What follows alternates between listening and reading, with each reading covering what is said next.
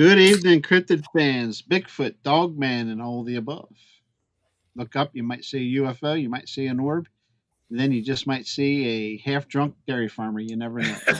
But anyway, hi, Jeffrey. How's it going? Obviously better than you, and I'm not going to ask you how your day was. After an hour and a half phone call with you today, I think I know what kind of day Well, you're that having. was So, before that was before this oh, afternoon's crap storm. So gotcha, gotcha. But anyway, before we get started, Chad, we missed Chad tonight. Chad Black is sick, sick, sick, sick, sick. So he is on the mend, though he's getting better, but still sick. So we had a superstar take his spot tonight. Her name is Mary Fabian. We appreciate you being here tonight, Mary. Hey, thank There he you. is.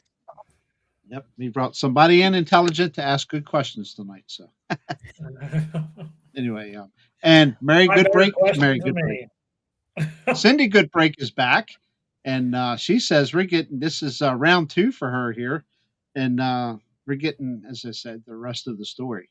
And I was forewarned yesterday what she's going to be talking about tonight, and got my interest real quick. It's all about the woo factor. So, I have some files she sent me that I'll be uploading here shortly, and we'll listen to them and edited version of. And I think there was one photo too. She sent one photo as well with some tree manipulations. Look pretty cool. But I'll get those loaded up, and by all means, everybody in chat, uh, we'll keep an eye out for your questions. It's just me tonight 'cause I don't have Chad helping me. Jeff hasn't learned how to do the Well, share a post thing yet. I can still read them. Maybe I'll figure out how to do it tonight. You know how?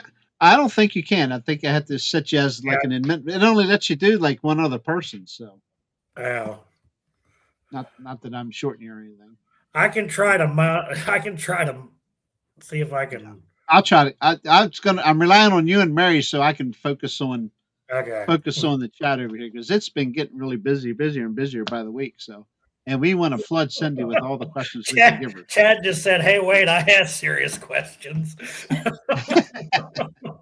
So, but anyway, Cindy, we're just going to cut you loose and let you fly, and I will get your files uploaded here, and I'll let you know when they're ready to go and when you're ready for them. So, all you. Okay, well, thanks for having me back. I go by Sasquatch Sisters Northwest, which is pretty hilarious because I actually started out from the in Texas, where I was born and raised. And then last time I did the show, I think like and part two, I will go into my I might have gone into Idaho, but for time's sake, I want to just focus on some of the crazy things that have happened because so in the first podcast I described in my life when I saw the Patty Gimlin film when I was a child, and it affected me deeply. And then when I was later in life, I moved to Dallas and met and married my husband. He was in the Army at that time, and I had started researching here, and I told y'all a lot of crazy stories about some of the people I was involved with, like Kumbo and the Outlaws and Luke Gross, and they are the ones I owe all the glory, the glory to. I learned a lot from all of those guys, and I still work with them today. I'll call them. Luke is a treasure trove of information. So then I think I said on the last podcast that my husband got transferred to North Idaho, and I don't remember what else I discussed, but basically when I moved to Idaho, my kids were like 18 months and 8 or 9, my oldest. So today they're grown. My oldest is, I think, 31, and my youngest is 20. He's going to be 23 this month, the end of this month. So actually next week. So when I moved to Idaho, I was going to be done researching because of something that happened to me in Boykin Springs. And it was a night that people talk about on podcast. I've had people contact me. This is before the area was popular. I think Kumbo made that area popular. I think the Outlaws area popular in the late 90s and early 2000s, when people would shrug when you would talk about any kind of woo or any kind of infrasound or anything like that. People just kind of like just look down on it, versus today, where I think a lot more people are like have this new age of thinking, and the possibilities that are out there, they are actually, you know, a lot of people like me have come full circle, like with how I think and how I research. And I don't even like that word, but I just use it because the knowledge is never ending. The relationships with them is never ending. And so until I take my last breath, it's going to be a continuous journey. So when we moved to Idaho, so what happened to me in Boykin Springs, I'll just do a quick repeat. A lot of us were there that night. MUFON was there that night. I don't know why they were there. I don't know who invited them. In fact, I had forgotten until Kunbo had told me the story again last year. Excuse me, because I interviewed him for my book. It's like 17 pages. His interview was so long, and it's a lot of great information.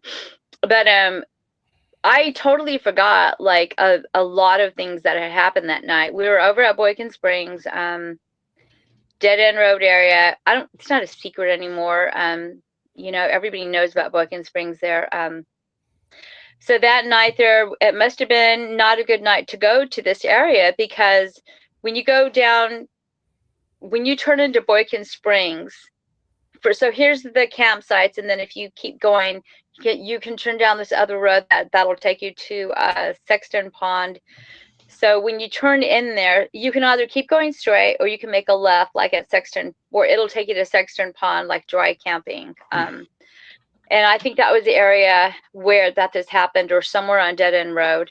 That night, me and my friend that I could see standing in the woods, we were just like frozen. And then it was probably the strongest that has ever happened to me.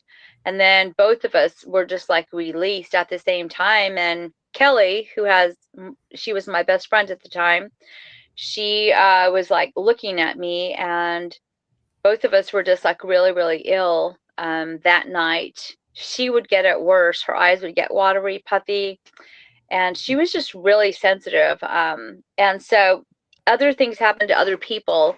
So because of that, I'm not putting a lot of emphasis, but it was a crazy night because other things happened to other people. But as far as me, that was a crazy time, and I didn't know everything that I know now. So I eventually did go back into the woods, but I was of a different mindset at that time. I learned a lot. I learned how to just listen. I had been chased out of the woods in Oklahoma and East Texas on my horse. You know, just a lot of things happened. I think I even gave my husband's encounter in Southeast Oklahoma. So then when we moved to Idaho, I asked him not to buy a house in the woods, and we ended up in a house in the woods. So it was like destiny. As before the ink was dry on after he signed, because I was still in Dallas, we arrived in Idaho because we had to haul 3 horses and 3 dogs, and I had to hire someone and train them.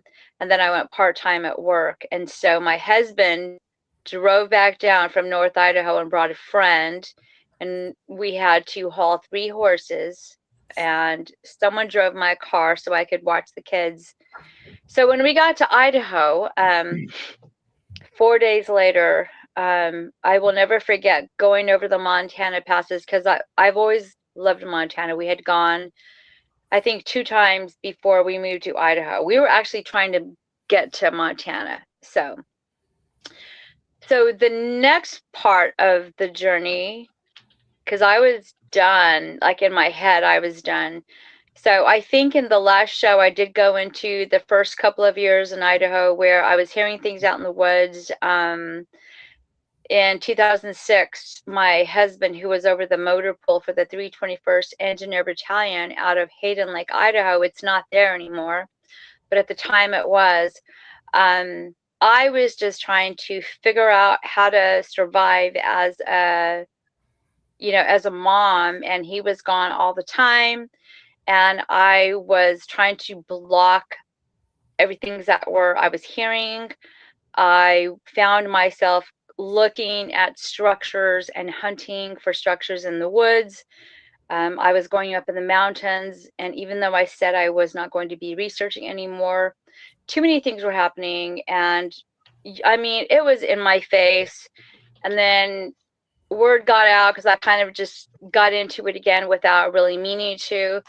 And the first couple of years that passed by, I kind of just accepted the fact that wherever I went, it was gonna follow me, and I tried to turn it off.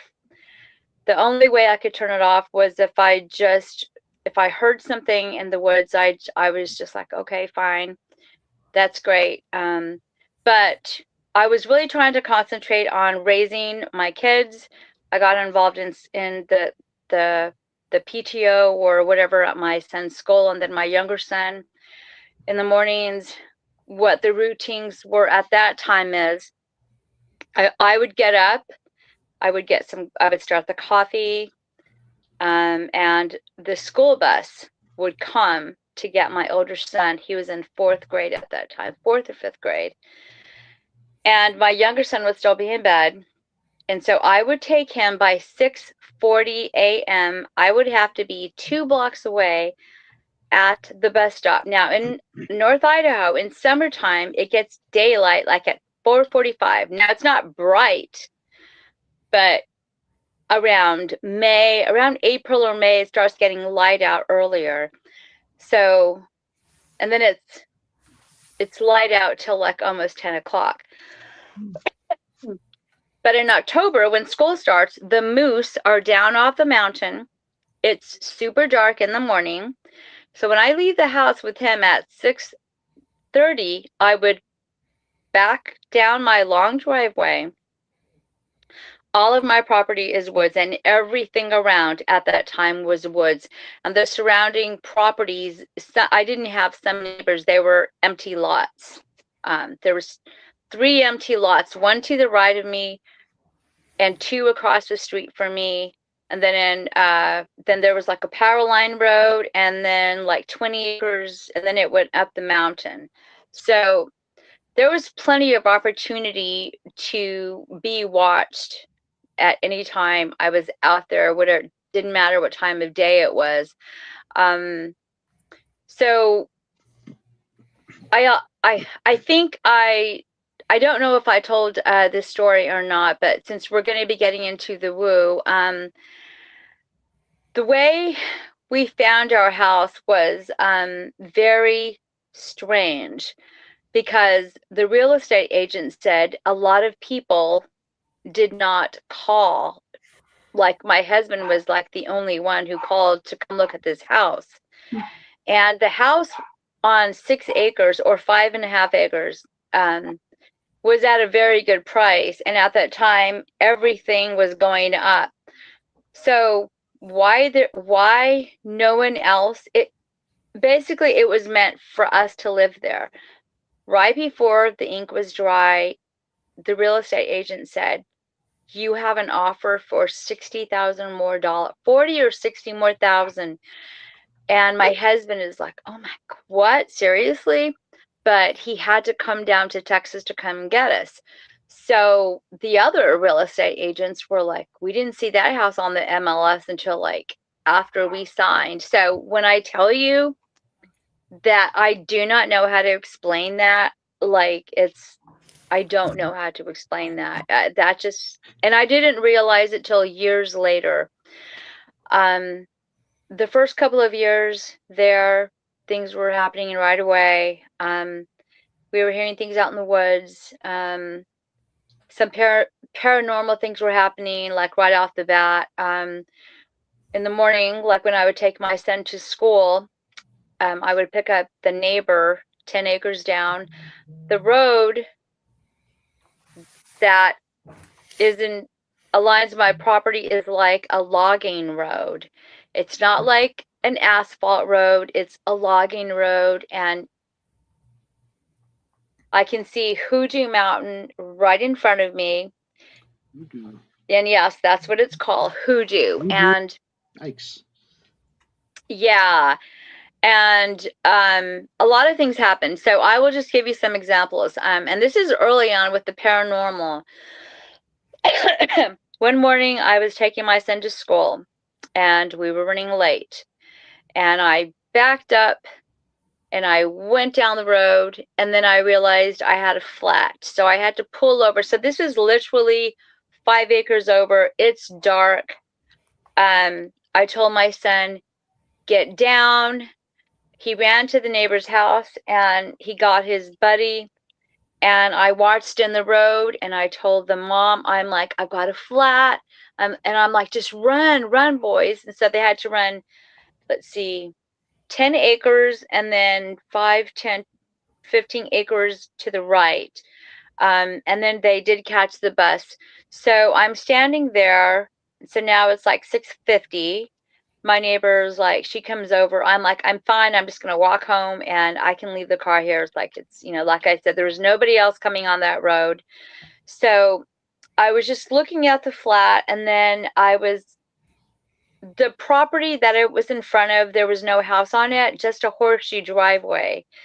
And I heard my name being called from those woods. And I heard like the end of my name, Creepy. like the end of it. Now I just kind of like stopped, and because I was walking home, and then I heard it and I stopped and I went like this. And I looked back down the road because I could see my neighbor's house. And then I was looking across, because the road is very narrow and it's all woods. So I feel like woods are creeping in on the side of me. And that was like 2004 or 2005 when that happened. Like, I think it was 2004, because that's happened like right off the bat. And I just, was looking into the woods, and I think I said, like, what do you want? Like, show yourself, I don't know, but I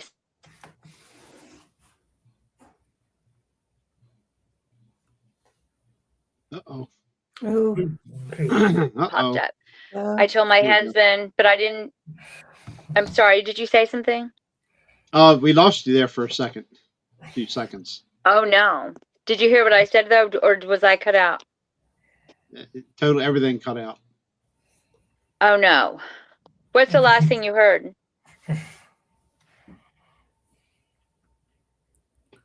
Uh-oh.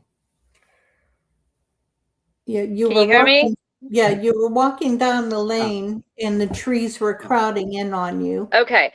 So I heard my name being called from the woods, and then I went home and I told my husband, and then he came later and fixed it. So I was at home that day, and I was thinking, well, what could that have been? And then so things like that would happen. So like, what does that have to do with with Sasquatch? Nothing. So many other things would happen that I would call that would be paranormal. And I was raised that you don't, if you can't see it, if you can't touch it, you don't play with that, play with it. You know, I'm not into the Ouija boards or anything like that. I was just raised that way in the Catholic Church, but I mean, I'm not Catholic today. So that afternoon, I had to go walk down to the bus stop because my husband didn't get home till after 5. I had to walk past my vehicle, and I remember I took the driveway, and I took the driveway, and I was looking into the woods, and I was just waiting to hear anything else, but I went and I got the kids from the bus stop, and then I walked back home, and things would be breaking in the woods, things would go missing, which are all typical traits that you would hear of, like with the cryptids. So this other time, this is years forward, I went to go to my neighbor's to go borrow something from, I don't know what it was. I was going to cut through my woods. She was 3 acres over. I had to go through 3 acres of woods, and 2 of those acres are clear today. But at that time, my woods on the left side of my property to go to hers was pretty thick. So we had a horse trailer parked in the driveway, and when I opened up my door and I was going down the front step, the horse trailer. Can you still hear me? Because something flipped down, or did I get cut out? Last thing we heard was the horse trailer. Okay. The horse trailer started shaking, like really shaking. And there was nothing, like, I thought maybe there was a critter that got in there, because there was a deer that was walking around and people would feed this baby deer. And I thought maybe it got into the horse trailer, but I don't know how it could have. I was just trying to explain. So I hopped on the back of the horse trailer. So I'm 5'1". So I have to literally hop and look in. So it's not like it's easy for any animal to get in there, but we do have a door on the side that you can hop in to, like a release door. So, but it was closed. So when I looked in the trailer, there was nothing in there, and my heart my stomach just like sank, and I dropped to my knees, and I started praying. I dropped to my knees and I started praying, and I said, in the name of Jesus Christ, I rebuke you. And then I walked to the road and I ran to I didn't go through the woods. I went to the road. Again, densely wooded on both sides. So that's really no better, but I ran over there, and now it's dark. And she opened up the door and she goes, "It looks like you've seen a ghost." So those are just 2 examples of things that have happened, and that's not all. I could sit down and write a whole chapter about some of the paranormal things. Another time, I was around 2017, I started audio recording, and I think on the last podcast I told you that I had picked up chanting with war drums on one of my audios, and that just really was very disturbing to me. So I stopped recording, and I was just, I didn't know what to do. That was 2017. So my oldest son graduated in 2013 school year, and he moved out of the house. But when he was younger, he's had maybe 1 or 2 encounters camping out on our property, and then with his friends, and then they would hear walking around, and it wasn't us. So my younger son is a total magnet for activity on the property.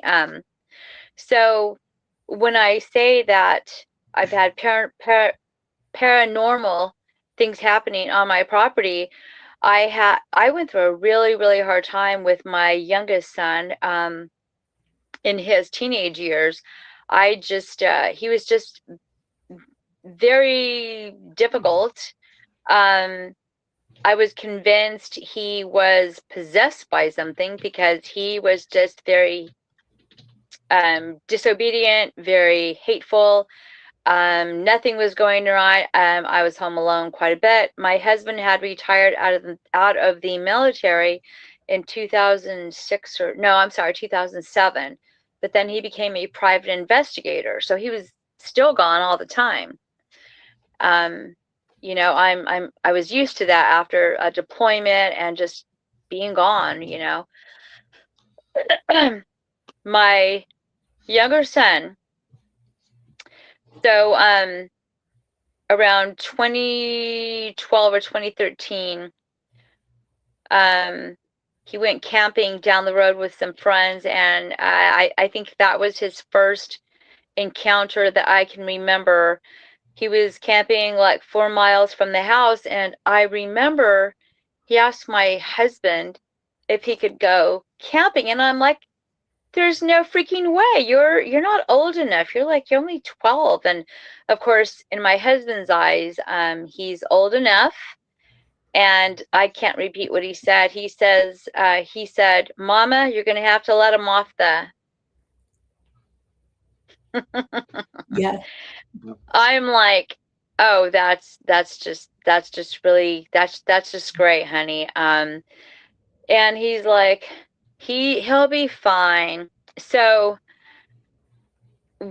that was the start of things happening in his life. He was camping that night. They took the four-wheeler and they were by the water camping, and this is on kind of like state land by this lake that bordered private property where they would let the public come on their land. It was a 3,000 acre ranch that a pioneer family had founded back in the, when the town became, the settlers came in, the fur trappers and all that. So the next morning, my son called us. I think he had a cell phone. He had to have had a cell phone. They heard something like something heavy that was thrown in the shallow end of the water, and then they heard like walking around, and they were terrified, but they did not call us at home.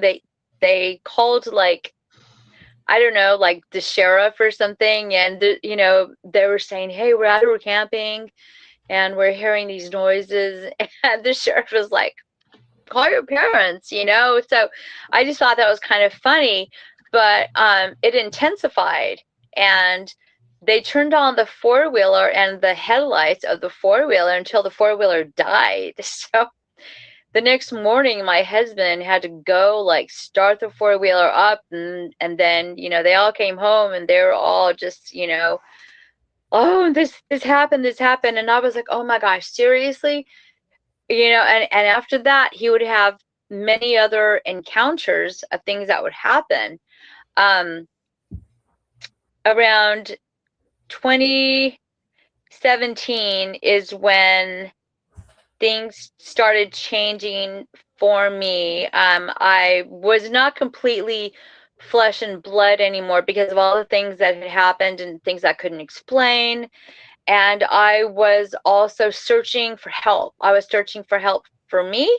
I was searching for help for the property from the local tribes. My best friend's sister is married into the Spokane tribe. So I had access to those people. We went camping off the Columbia River off of the Spokane reservation. It was like a girls camp out every summer.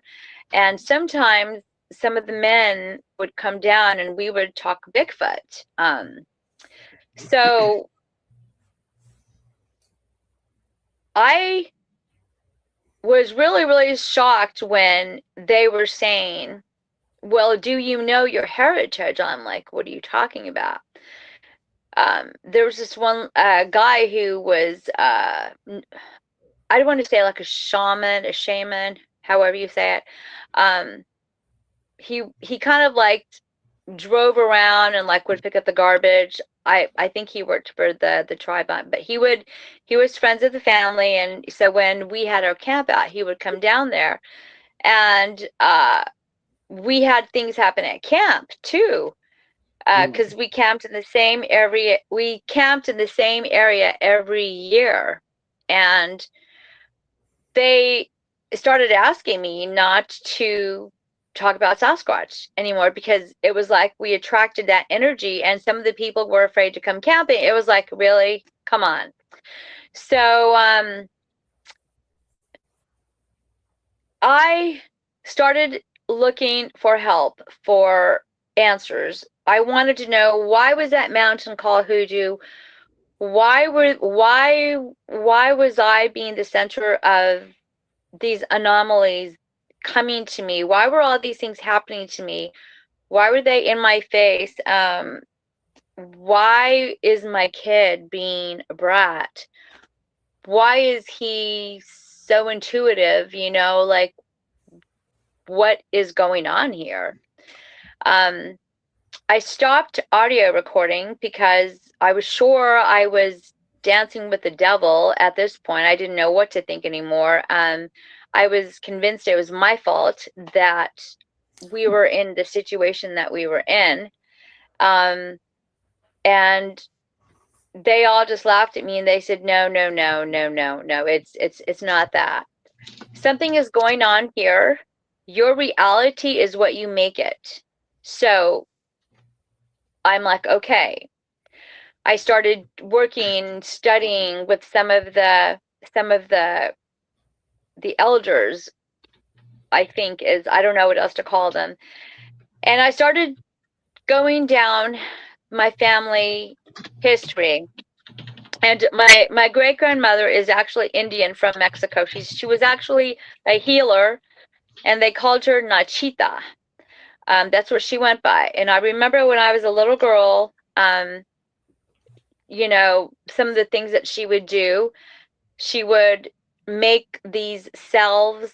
We would go across the border in Laredo, and I remember going to these shops, like these herbal shops, and I remember my mother saying something to her, like, I remember my mother coming into the room when I was sick, and my great-grandmother was like doing something over me, and sometimes she would do things that the Hispanics knew, like the egg, the evil eye thing, like that's something that's in my the Mexican world, or I don't know how else to put it, the ojo, there's something is what they call it, the evil eye, like when you would misbehave, or when you were sick, they would say, oh, we're going to get the evil eye out of you. So I don't know, my mother was not always comfortable with that, and that's really all that I remember. But I was always different, like my whole life, and I was always like looking for answers, and I never like really fit in, but I was always like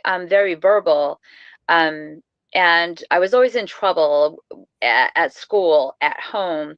I defied my parents, like the apple doesn't fall too far from the tree. So here I am with my younger son. All these other things,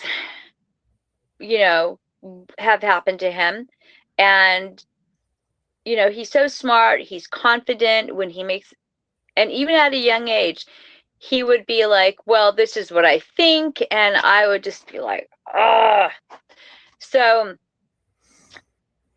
when he camped out at that young of an age, that was before 2017, because he was 17, I think, at that time, because he hadn't started driving yet. So 2017, I didn't know what to think, because it just seemed like we had so many freaking problems, and I was so depressed. I didn't know what to think. I didn't trust myself anymore. And then I just had things happening like in my face. So everything is happening at once. And I just really started seeking answers. And my younger son has always been very active outdoors on four-wheelers or on dirt bikes. And in May of 2017, my house was slapped big time. And I wasn't even home. I worked Monday and Friday nights.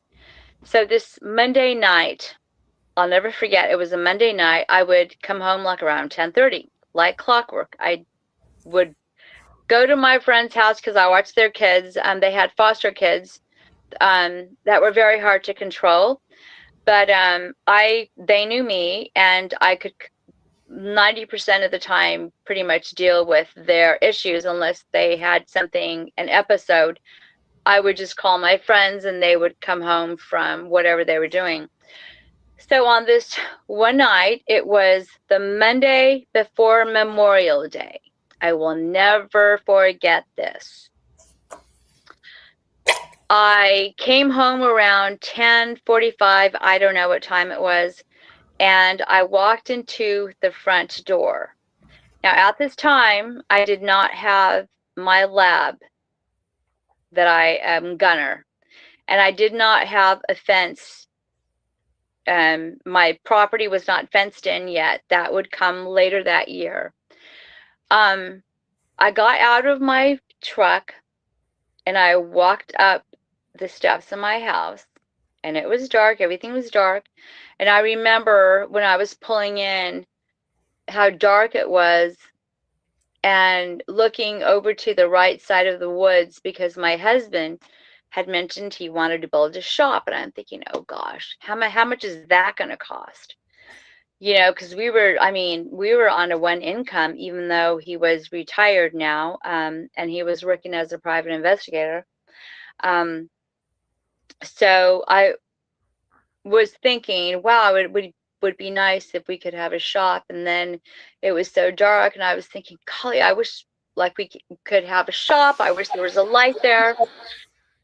So when I got down from my truck and I walked in the house, my husband goes, Cindy, is that you? I'm like, yeah, of course it's me. He knows it's me. And we're pistol packing all the time. We've got something loaded all the time, or ready to go, I guess is the right term.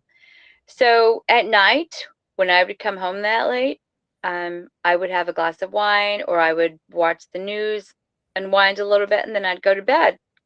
Well, my neighbor texted me, and I'm like, oh, okay, I didn't read it. So the story of where my car broke down in the property next to mine early on, there was no house there. So now it's 2017.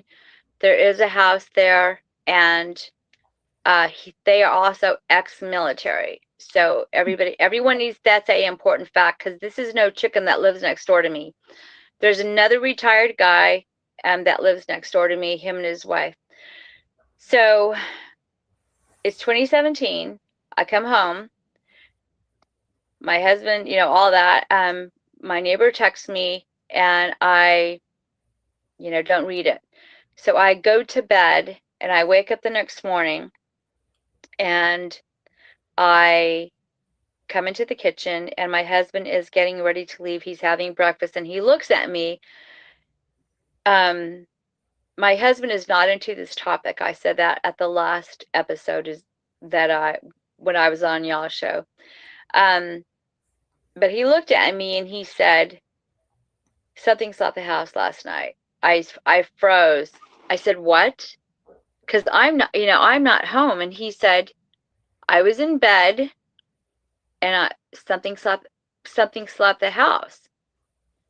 And he finished his cereal like it was nothing. And I went, well, like, where do you think it hit? He goes, I don't know. I just heard it.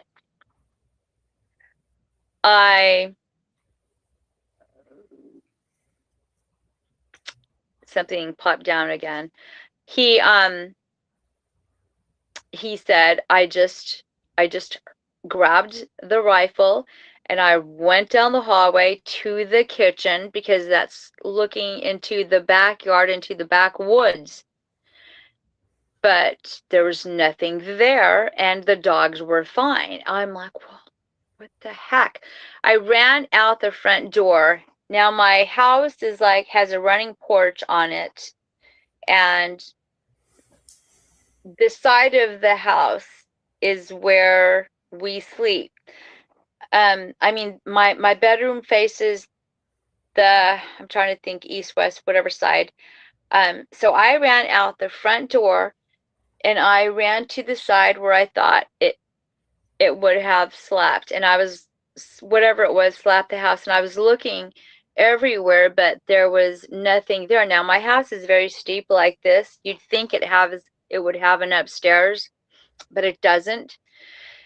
It's steep because of the snow, so that helps it to fall.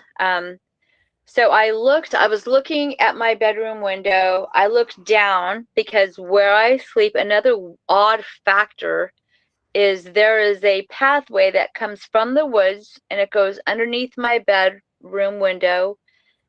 And over the years, I would hear something running through that area, and it goes back into the woods.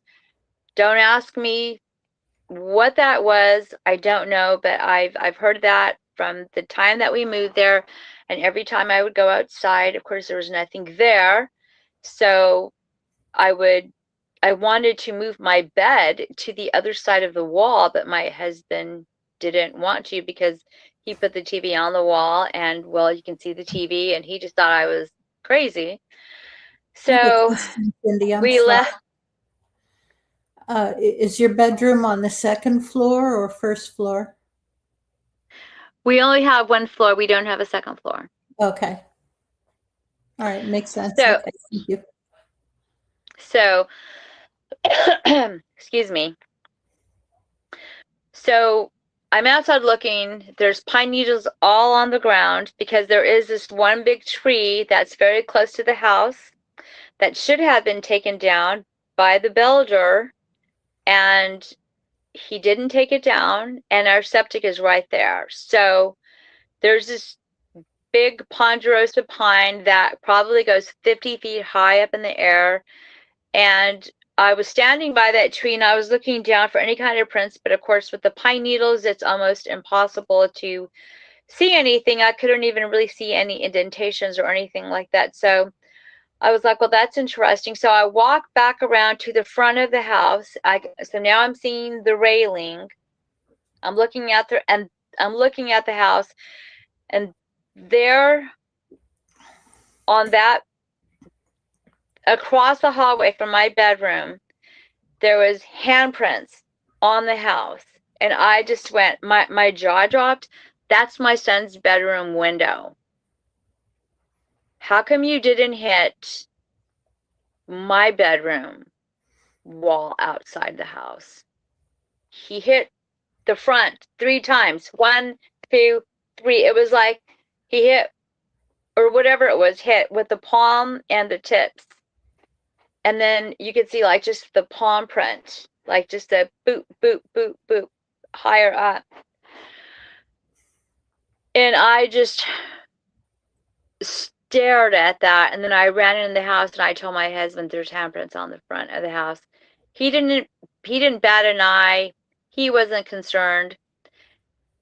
He got up to go to work, and I said, where are you going? He said, I'm going to work. I said, are you crazy? You can't leave me here. And he was like, if they haven't kidnapped you now, Cindy, I think you're fine. Like he made a joke about it.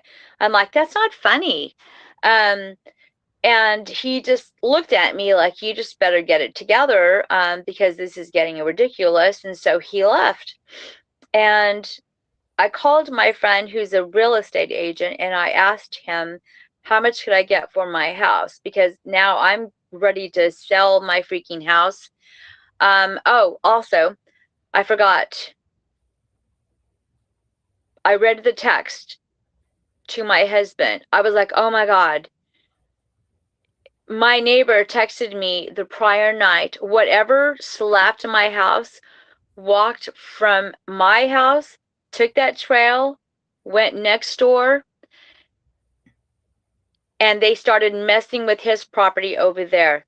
He basically said that his lights were going on and off, which could be anything, if you want to argue the point. Yeah, of course, a deer could walk by, a wind could go by, but his animals were acting crazy. He said, my birds are acting crazy, the cats are hissing. His wife is a nurse, so she has to go to bed really early because she has to get up early. She has to be at work by 6 a.m. So she goes to bed really early and he still is up. So it's midnight when this is happening over there. He said, hey, heads up, there is a bear or there's something in the woods. And he said, my lights are going off, my animals are acting crazy. And he said that he saw something standing. He went down the hallway to go to bed. And he said he heard a thump on his kitchen sliding glass door. He turned around to go look, and there was this cat that they feed all the time. It's feral. It's never come into their house. This cat was plastered against their sliding glass door, and he opened it, and it ran in the house, and it ran to the back of the bedroom. He had 2 other cats, so he's like, okay. He closed the door. He went to the back bedroom. The cat was underneath the bed. Their other 2 cats that are in all the time were on the bed, but their eyes were wild and they were hissing.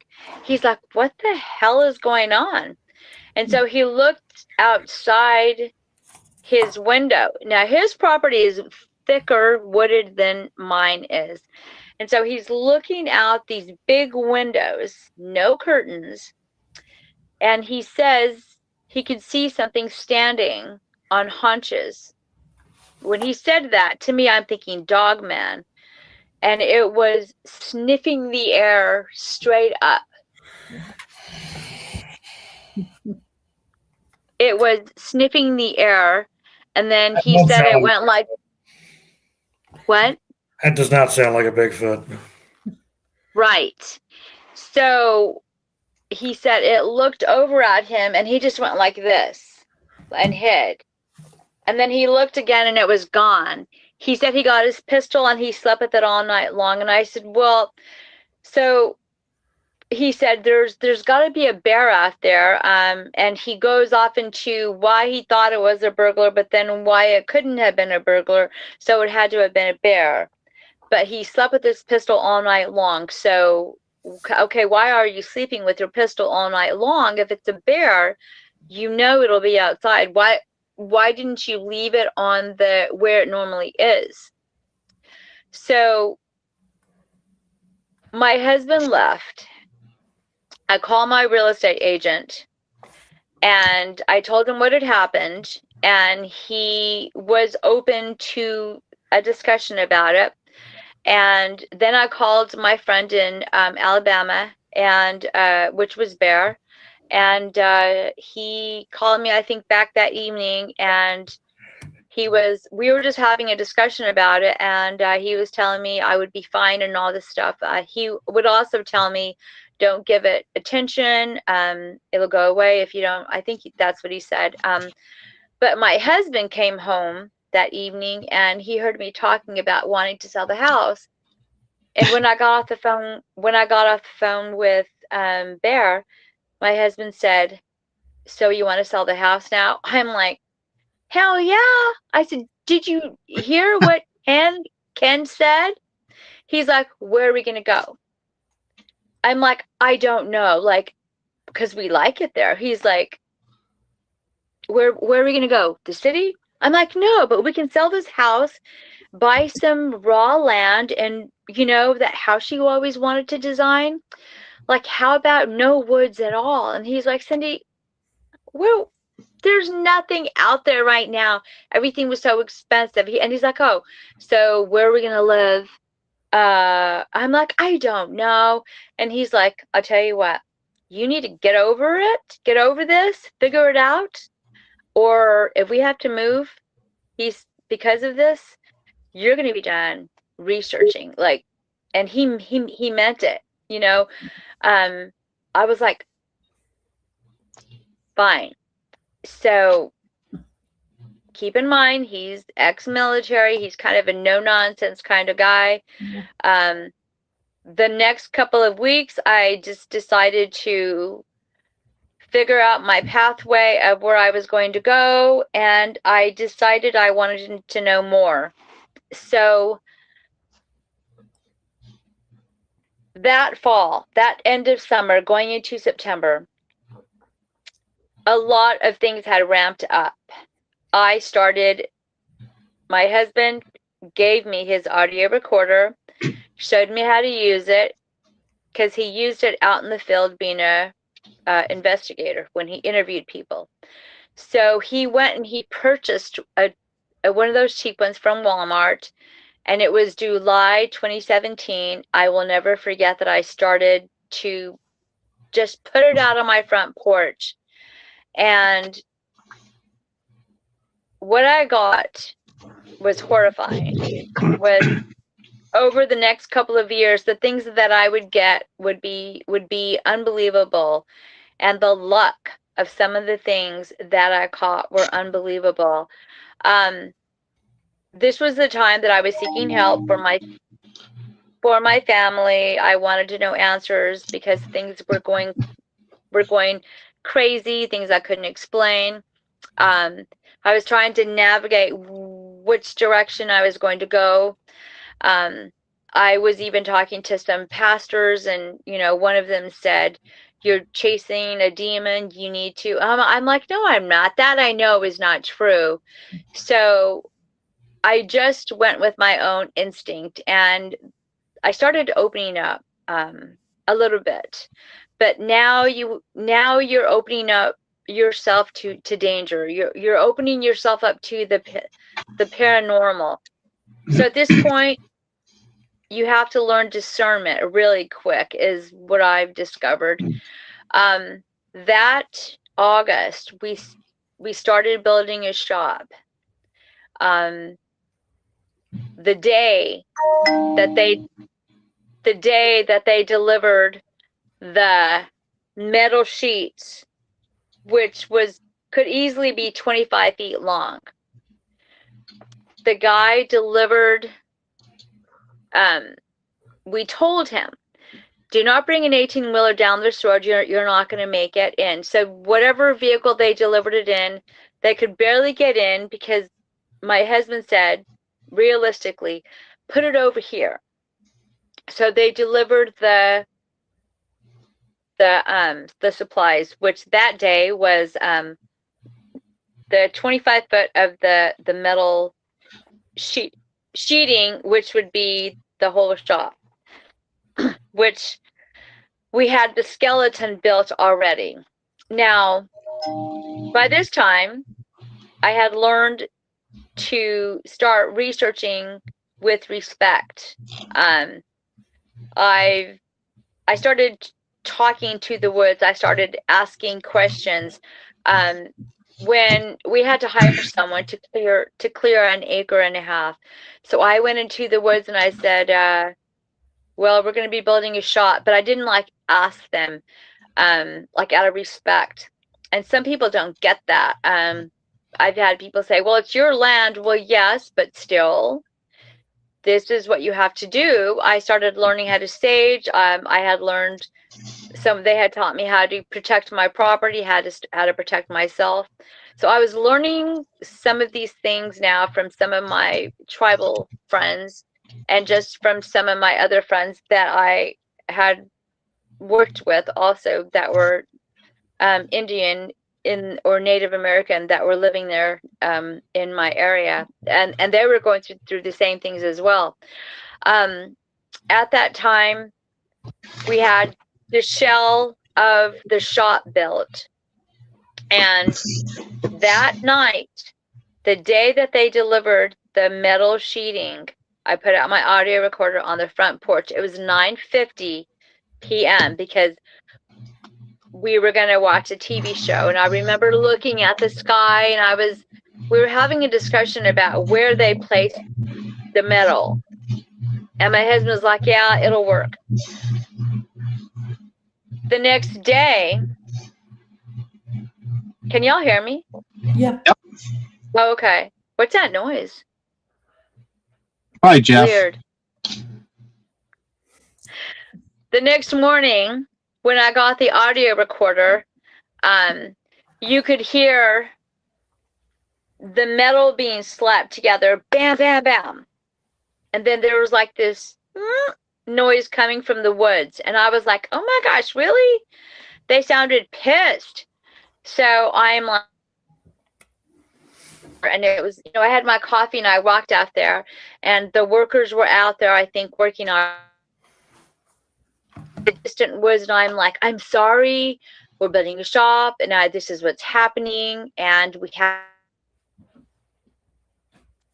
I'm sorry if I didn't ask you, I'm still learning,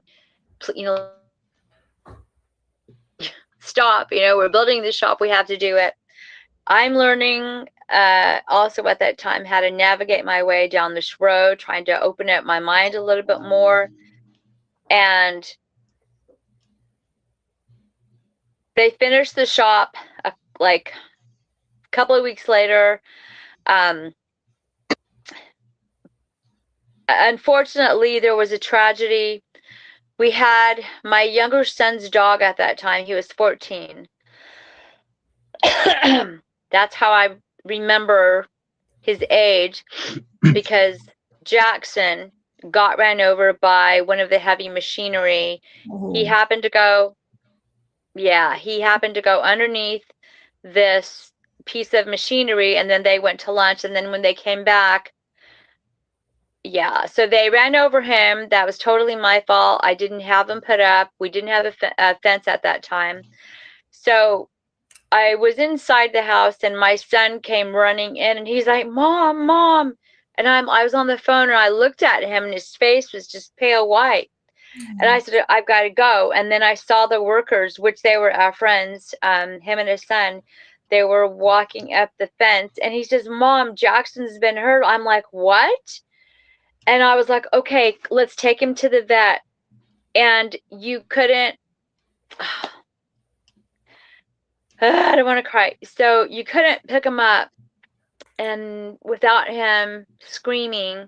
Oh. And I will never forget the look on my son's face. And he's had that dog since he was 2.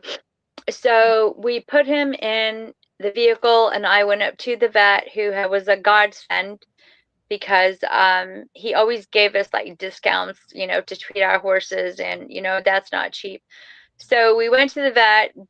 He was just messed up from the waist down. And it was late in the day, and they said they would have to keep him overnight. And I told my son it was an accident and that it was my fault that we didn't have a dog in the house, and that when we got back home, the workers were still there, which was our friend and his son, and they were just upset.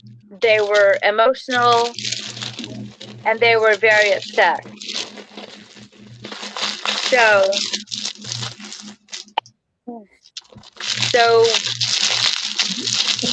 Jerry, you want to mute?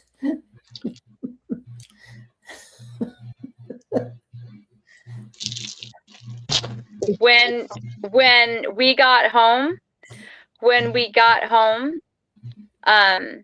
they were just devastated. And my son said, well, it was an accident, but I think he had hope that Jackson was going to make it.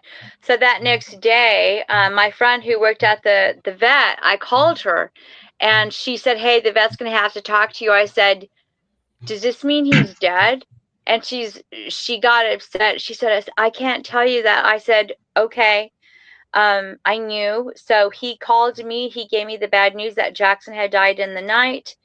And I went and I told my husband, and we went and we told our son. And then they went up to the vet to go get him, to bring him back. And we had it was awful. We had a burial for him. And this is an area that where we call the pet cemetery, where we buried him. He was the second dog buried in the backyard there at the tree line. The first dog was a little Chihuahua that we had to put down in 2004 because he was very sick with I can't think of the word, but we had to put him down. So he was buried there. So the next dog was Jackson, and it was September of 2017. My son was very upset. He was crying. I've never seen him that upset. I couldn't stand it. It was awful. And they felt bad, and it was just a very bad situation. And so when we were burying Jackson, you could hear a moaning. It's broad daylight. You could hear like whining coming from the back of the woods, and it's broad daylight. Like something is sad in the woods. Everybody's crying. It was awful. I didn't know what to do for my son. He didn't seem to pull out of this tragedy, and I was really worried. I saw a black lab that they were trying to give away. I asked my husband if we could maybe inquire about this dog. And I asked my son, do you want to go look at this dog? And he said, yes. And he seemed a little bit more lively when we went to Spirit Lake, Idaho. That's the next town over. And this Gunner is his name. Gunner is like 7 months old. And it's a young family that just couldn't keep him. So we brought him home. And Gunner took off. He started taking off, and he wouldn't stay home. So now we've got a problem. There's something about that name, because mine is named Gunner, and he does the same damn thing. Does he escape? Oh, he escaped. He's a 5-year-old beagle, and he is the biggest pain in the butt. Easy. Real quick, while we got a time out here, real quick, Cindy. There's a couple of questions. I didn't butt in on you. Somebody much earlier, had asked if you had any history of your property checked. You know, if there was any history that may have been on record or something.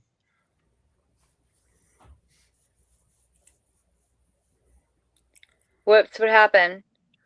No. Okay, are we back? Yes, someone in the chat had asked if you had done a history search of your property. Yes, I did. So I will tell you really quick about that because I'm still doing some investigating about it. And I'll get to that. Just remind me later. Something I discovered that was really, really creepy about the area. So it's not just about my property. So where I live, it's like 5.5 acres all plotted out.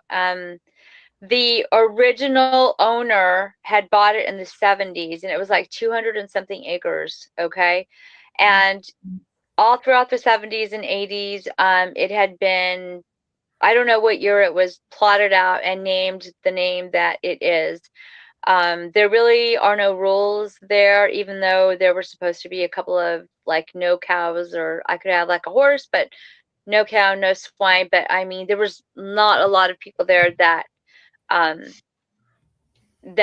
followed the HOA because it was a lot of the plots were empty. But it's so prior to that owner having that land, really just a pioneer family, I think, owned that area. And so it went untouched for a long time. My land pretty much was raw land when it was purchased, and they just plotted it out. And the history of that land is when the settlers came in, So there's a road that they would call the Fur Trapper Indian Road that runs along 41 in North Idaho there. So if you look on a map and look up, I'll just tell you to make my point. Look up Rathdrum, Idaho. That goes all the way to Newport Highway. You'll see Highway 41 that runs that way. The history kind of follows itself. Rathdrum, Idaho has a history of witches in the 70s or people practicing like just worshiping like the devil type of things. And then if you keep going, it comes into Spirit Lake. So Spirit Lake back in the day was given that name. It's like the lore just continues itself. Spirit Lake was named Spirit Lake because the Indian chief promised his daughter, who was in love with another brave, he promised her to another tribal member to keep the peace. And the young maiden of the chief and her lover committed suicide over Spirit Lake by hopping into the water, and they drowned. So there's a whole story about that, and that's called Spirit Lake. And then you come into Blanchard, and that mountain is called Hoodoo. There is this is going to sound crazy. So since the dawn of time, the stories go back, according to what I had been told by some of the tribes, the Colville, and by some of the Spokane tribal members, because the tribes used to go to the Spokane River. People used to interact with the Indians, the Spokane tribes. Did y'all hear that, or did we get cut off? No, we heard you. You're good. Pretty Okay. much. Okay, well, because everything kind of went haywire. So back in the day, they did use the giants, as I've heard them being called at one time, did come in, and they did at that time interact with some of the tribes off the Spokane River. So there's a dark side that I am still tapping into very carefully right now, and this is in my book that will hopefully come out soon. I went down that pathway of looking from Rathdrum into Spirit Lake into Hoodoo Mountain. The French trappers named it, and then it was eventually the Indians named it first, and then it was eventually just named, transferred over to Hoodoo. And so Hoodoo is kind of like at the base of the Selkirk mountain range. If you look on a map, it goes into Priest Lake and it keeps going into parts of Montana, I think, if I'm correct. There is a thing about this area. People have been known to have committed suicide for no reason on this mountain. People have had lost time. That's another paranormal thing that I will get into if I remember. People who have been out hunting have had lost time. They have gotten lost up on the mountain. And then all of a sudden they're like back to reality again, and there's no explanation for having lost time or getting lost. They're just like, what just happened? So there's a lot of factors that go into this area. I was told through a remote viewing situation that there is a ancient energy that lives there and rules over the mountain. It's not a Sasquatch, it's just a being, an energy, and I don't even know what to call it. It's a force of nature that needs to be respected and reckoned with. I don't know how else to put it. When the pioneers moved in, there's a lot of Indian war history there where some of the pioneers were killed in the area by Mox. Was it Chief Joseph? There's a lot of rich history there. And then if you want to move forward, like in the 1940s, 1950s, when people were settling down at the turn of the century there, just people would talk about trying to build.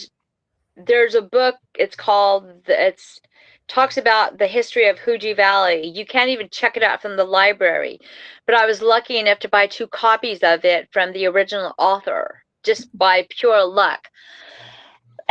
Excuse me. And she told me in her research, she discovered this ancient energy. She also discovered different stories of some of these pioneers that would describe some of these hairy people that they would run into. Or there's a story that is in the 40s and 50s. They wanted to build this church, and they decided to build it in the middle of Fuji Valley. And this church had a lot of problems. It had a lot of turnover of pastors, a lot of turnover of the people that would come in, demonic activity. They said that they felt the church, if the church was built there in the middle of Fuji Valley, that it would make sense to keep the evil at bay. And the description of that in the book was, keep the evil at bay in the cracks of the mountain, or some, it referred to the mountain in a really weird way, like just keep the evil at bay. And so this guy wrote this really short book, and I don't have it in front of me. So there's a lot that goes to the area. And now in modern day society, it continues, the lore, the problems, so that's probably a long answer, but that should give you an idea. Very good. Very interesting. Thank you. Yep. Mm-hmm. Did you have any other questions, or was that the only one? Somebody asked what Bear said to you over the telephone when you were talking to him.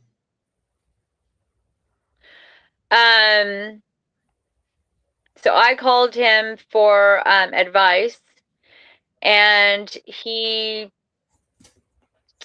I can't remember exactly what he said, but I know he said not to be making calls from the property, which I had done already.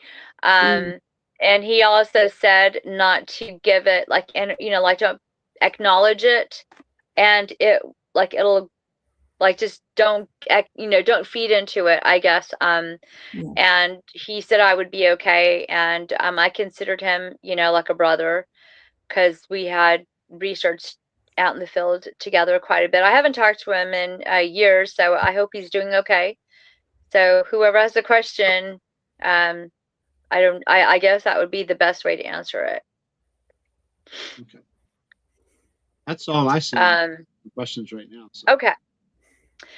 Okay, so the shop was built. My son's dog died. I'm going back to 2017. We got Gunner a lab. He was taken off. We had to build a 1-acre fence in, so we built the fence, and Gunner was still getting out, because when you pull up my driveway, on the left-hand side is the 1 acre that is fenced in, and it's also my front yard. Like, if I open up my front door, we have a doggy door there. You can see into the acreage there. It's about 1 acre, I'm gonna guess, that's fenced in, and we had to make that really quick because we don't tie up our dogs, we don't crate them, we kind of none of our dogs have ever run off, so this was all new. He's a young lab. We've never had a lab. So Gunner, one night, this is 2018.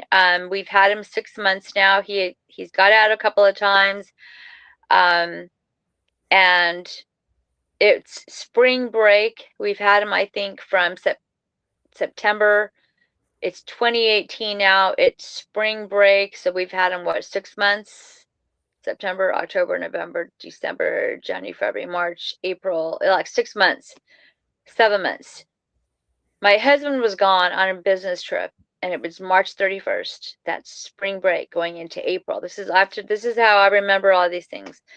My son was in our toy hauler RV with some of his friends.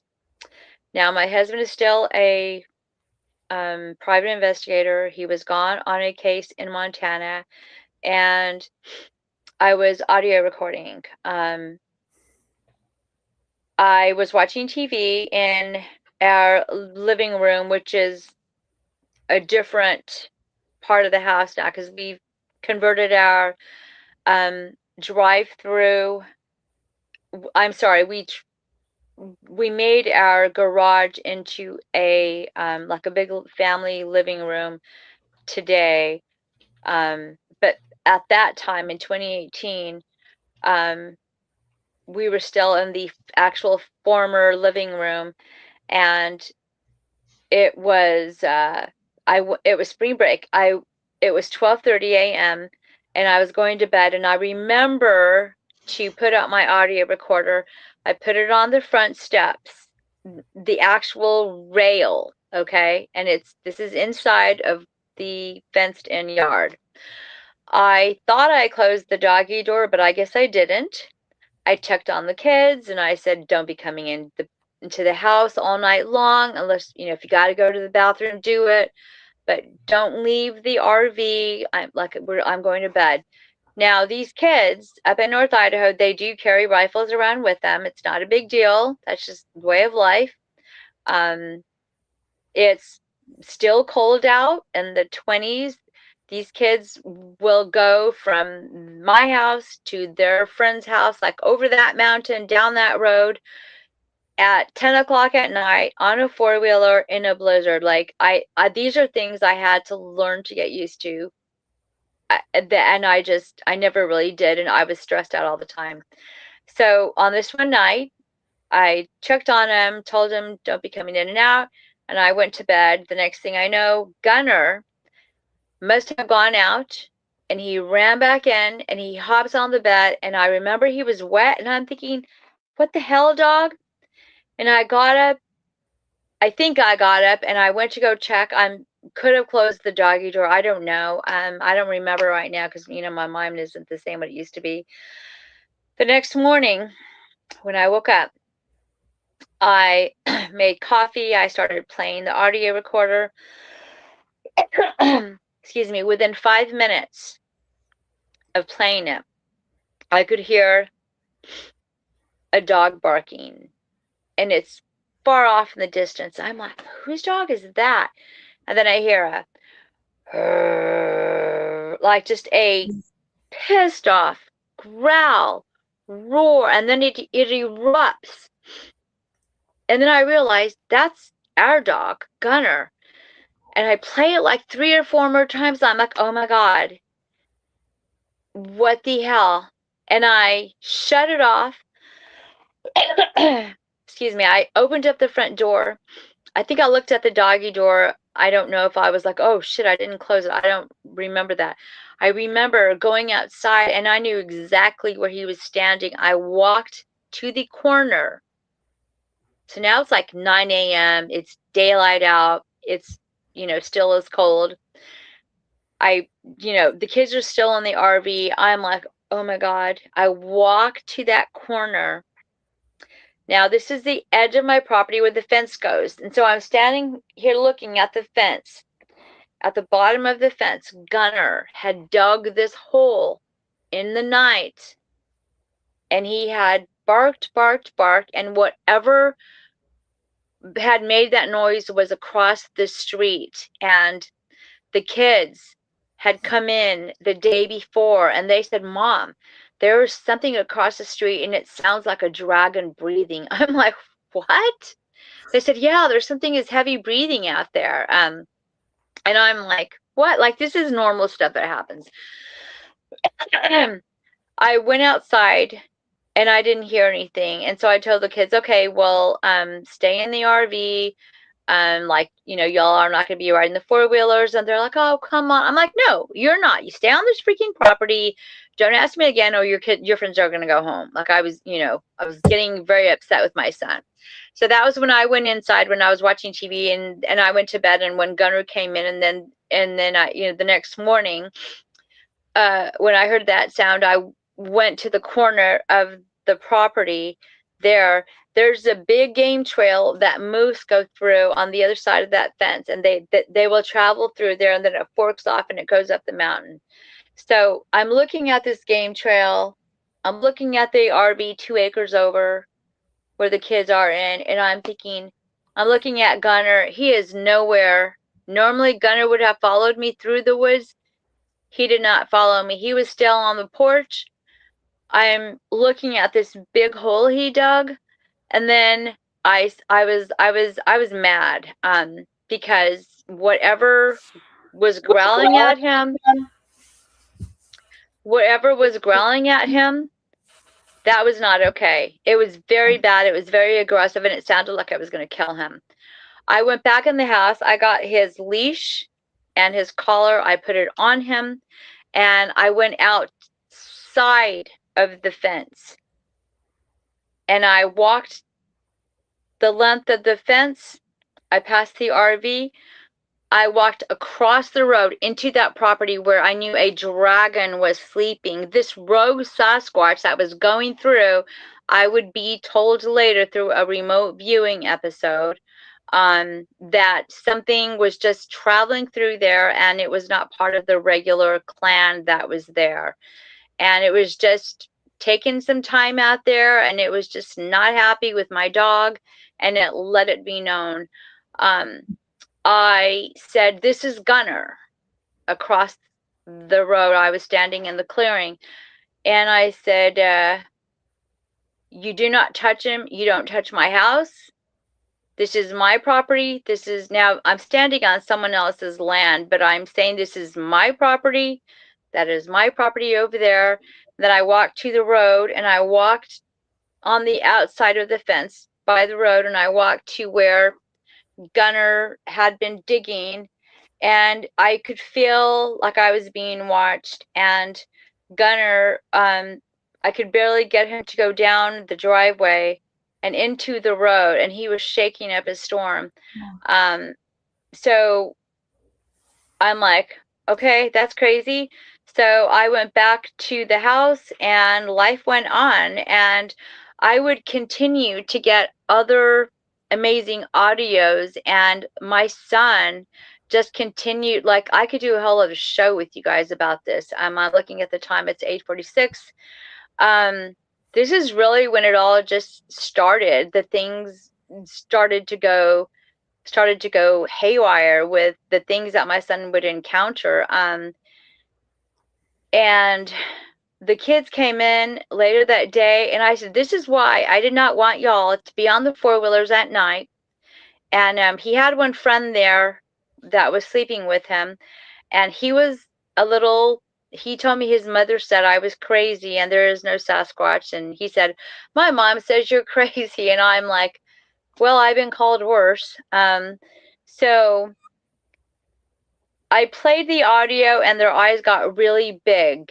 And the kids spent the night there another night, but that kid had to call his mom to come and get him. And I was sure she was going to call me and say, "You scared my son, blah, blah, blah." She never did, ever say anything about that day. As a matter of fact, I think he had peed the bed or something. I don't really remember. Anyway, so she came and got him, and he didn't stay for that night. So that's 2018 when that happened. And a lot more crazy things have happened to my son and to me. He has been camping, and he has seen things and heard things that you would just not believe. I am thinking the year was 2019. I'm trying to think. My son was 15, let's see, 14, 15, 2018 or so. He asked if he could go camping. So now he's 15. He's a young man. He asked if he could go camping alone. Well, of course, my husband said yes. I'm like, are you crazy? Like, no, he can't. It's not safe out there. My husband's like, "Cindy," he's been like, "Really? We're not having this discussion." He asked if he could sleep on this state land, and my husband said no. My husband wants to know longitude, latitude, where he's going to be. And there was a place where he always camped out. It was 1.5 miles going up the mountain, and that was where we said he could camp. So he left to camp for the night. I got no sleep. The following morning, when he came home, sure enough, something happened, and his eyes were wide-eyed, and he gave up himself right away. He had disobeyed us, and he had gone to the state land where we said he could not go. I have never been to this area prior at that time. I said, what happened? And he said, Mom, I was in my tent and I heard something something heavy walking, and I'm like, okay, so on 2 legs. He said, yeah, but it was walking like side to side. I'm like, what? Like, you know, how you hear something walking like this? Or the way he described it was weird. So he said something was walking towards his tent, and then it made a sound. Now I'm thinking Sasquatch. And he's like, it screeched at me. I'm like, it screeched? Like, what do you mean? And he said, it sounded like a pterodactyl. I'm like, what? What? What? And I'm like, okay, Justin, let's start over. He told me the story again, 1, 2, 3 times. Now he's getting annoyed. I'm like, okay, wait a minute. So it came up to his tent, it went around the tent, and it screeched, and then it walked off, and then it screeched as it left. And I'm like, why didn't you come home? He said it was the most terrified he has ever been, but he fell asleep. So these are the kinds of encounters that my son has had, and he continues to have to this day. And I just had to make peace with it. I had to really discern and get good with that. A lot more things have happened that are unbelievable. I have stories. Cindy, excuse me. I just wanted to ask, about the pterodactyl sound. Did you do any searches to see if there were any other pterodactyl reports in your area or around Idaho? Because I know there have been throughout the U.S., including right around where I live also. Where do you live? Western Pennsylvania. Oh, okay. I mean, if I may ask, sorry. Okay. Yes. Years later, I would get other reports. So I don't think we punished him. He learned his lesson, but that would not be the last of the weird things that would happen to him. Years later, there was a guy that contacted me on Facebook because everybody now, knows me in the area. There's that Bigfoot lady or, whatever. Some people think I'm crazy. Other people don't. I have a lot of people that I actually work with, even being down here in Texas. I continue to get reports now all the time. So this one guy contacted me, and he said he wanted to talk with me, but he didn't want to do it on the phone or on Facebook Messenger. I said, okay, well, do you want to meet up like at a local public restaurant? He's like, yes. And so we did get into some discussion on Facebook Messenger, even though he said he did not want to do that. And it turns out this guy is a professional guide. He's a professional tracker. His history is him and his wife. They have 2 kids. They lived in Blanchard, Idaho. But prior to working there, which the years were 2015 to 2017, he said his background is he worked ranches, and then he'd go to the next ranch. Excuse me. He worked in Nevada, he worked in Colorado over ranches, and he had dealt with Sasquatch in the past. So I will skip that part of the story, but he said that if we could meet up, we did meet up. He asked if he could bring his wife and daughter. He ended up bringing his daughter, not his wife. His wife is sick and couldn't come. I got to the restaurant first, and he, I think this was 2021. It was cold out, I remember, and my husband was like, yeah, you'll be fine. There was something about this man that, and it was the way he carried. You're freezing up. Oh, you're muted, Jerry. I don't want to get yelled at for crinkling foil again. I was saying, Cindy, if you can hear us, we lost you.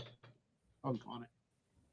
Jerry, did she send you any of her stuff earlier? Yeah, I've got 2 audio clips and a photo. Okay. There she's back. Am I back? Okay. So let me get through with this. Or can y'all hear me? Yeah. Okay. So he arrived at the restaurant. Did y'all hear that I was supposed to meet with this rancher guy? Yeah. Okay. So his history, he had worked in Nevada and Colorado. So his family moved on to this ranch in the Hoodoo Valley area. So I live, let's see, I live on the south part of Hoodoo, I think, and he lived on the the west side of Hoodoo Mountain. So they moved on to this historic ranch that was a pioneer founding family of the area. Probably 1,000 acres at that time. And the whole family had encounters with Sasquatch. His wife saw a pterodactyl thunderbird, something flying above Hoodoo Mountain one day. The family had a lot of other encounters with Sasquatch. And he said that he found nests up in the area on the ground, and he sent me pictures of that up on Hoodoo Mountain. And he told me some of the crazy encounters that his family had. And he said that he worked there for like 2 years, and that when he left that area, he was afraid for his family's life. And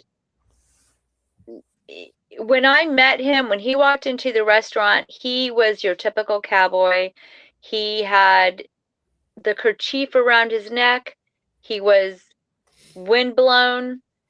He looked like, he had on his Carhartts, his boots. When he shook my hand, he looked me straight in the eye, was immaculate with her manners. She was very engaged in the conversation when he was describing me their life there on the ranch. He said that one day he saw a clan of Sasquatch tracks going up the mountain, and he wanted to track them. So he told his wife he was going to go check on it, and the next day he went to the area, which went into a set of woods, and it came out on the other side, which was state land, and it kept going. So this clan was definitely migrating somewhere. So the next morning when he was on his way, he followed the tracks to the tree line, and he bent down to tie his shoe. And he said when he looked up, he still is kneeling down. There was 2 male Sasquatches that had come, and they were following their family. Excuse me. And he said he's just like, okay. He's like looking up. One looked down at him. and it kind of made a noise, and then they went into the set of woods and they went on their way, and he said it took him a minute to decide if he was going to continue on, because apparently the owner of the ranch had told him not to go up in that area. So he went ahead and went in. He had a watch on. When he came out on the other side, he went in at 9:50 a.m. and he said, I swear I was only 20 or 25 minutes in my reality, but when I came out on the other side, his equipment stopped working. His watch said 4:50 p.m. Wow. So he had lost time somewhere, somehow, and he was like, oh my gosh, he knew his wife was going to be worried. He ran back through the woods, I'm assuming, and he came out on the other side, and his boss, the owner of the property, the old guy, as he puts it, was in his truck waiting for him. And he said, I told you not to go up into those woods. And he said he got into his truck, and he looked at him and he said, what's up there anyway? And the guy just looked at him and took him back to his home, and he described to his wife what happened. So yes, his wife and daughter have seen a cinnamon colored Sasquatch come out of the woods one night, and it just came out of the woods. They're standing there. There's a pond. There's old cars there from, time gone by. And it came out of the woods, and it just went back in the woods. And then another time they saw a flying saucer up. Like, I've got UFO stories too that go with this. And then she saw the pterodactyl or the thunderbird, and then he had his other encounters. And then after that, he met another neighbor that had lost time as well, but I don't know that story. And 2017, he had to leave the property. I don't know why, but he said that the two daughters that lived there, they were older, probably older than me. And I'm sorry, y'all hear a motorcycle pulling in. I don't know if he was let go or what, but he left that job and he ended up moving his family. And he said he was very worried about his family's life because of another job that he had been hired to do. He was hired by the park rangers in North California to track a missing mom and daughter. And he said that this guy was a park ranger and friends with him. So we're in the restaurant. I recorded him, and his daughter was very engaged in everything her father had to say. And it was getting late. We're probably there 2 hours, and he put his hand down and he said, can you stop recording? I'm like, yeah.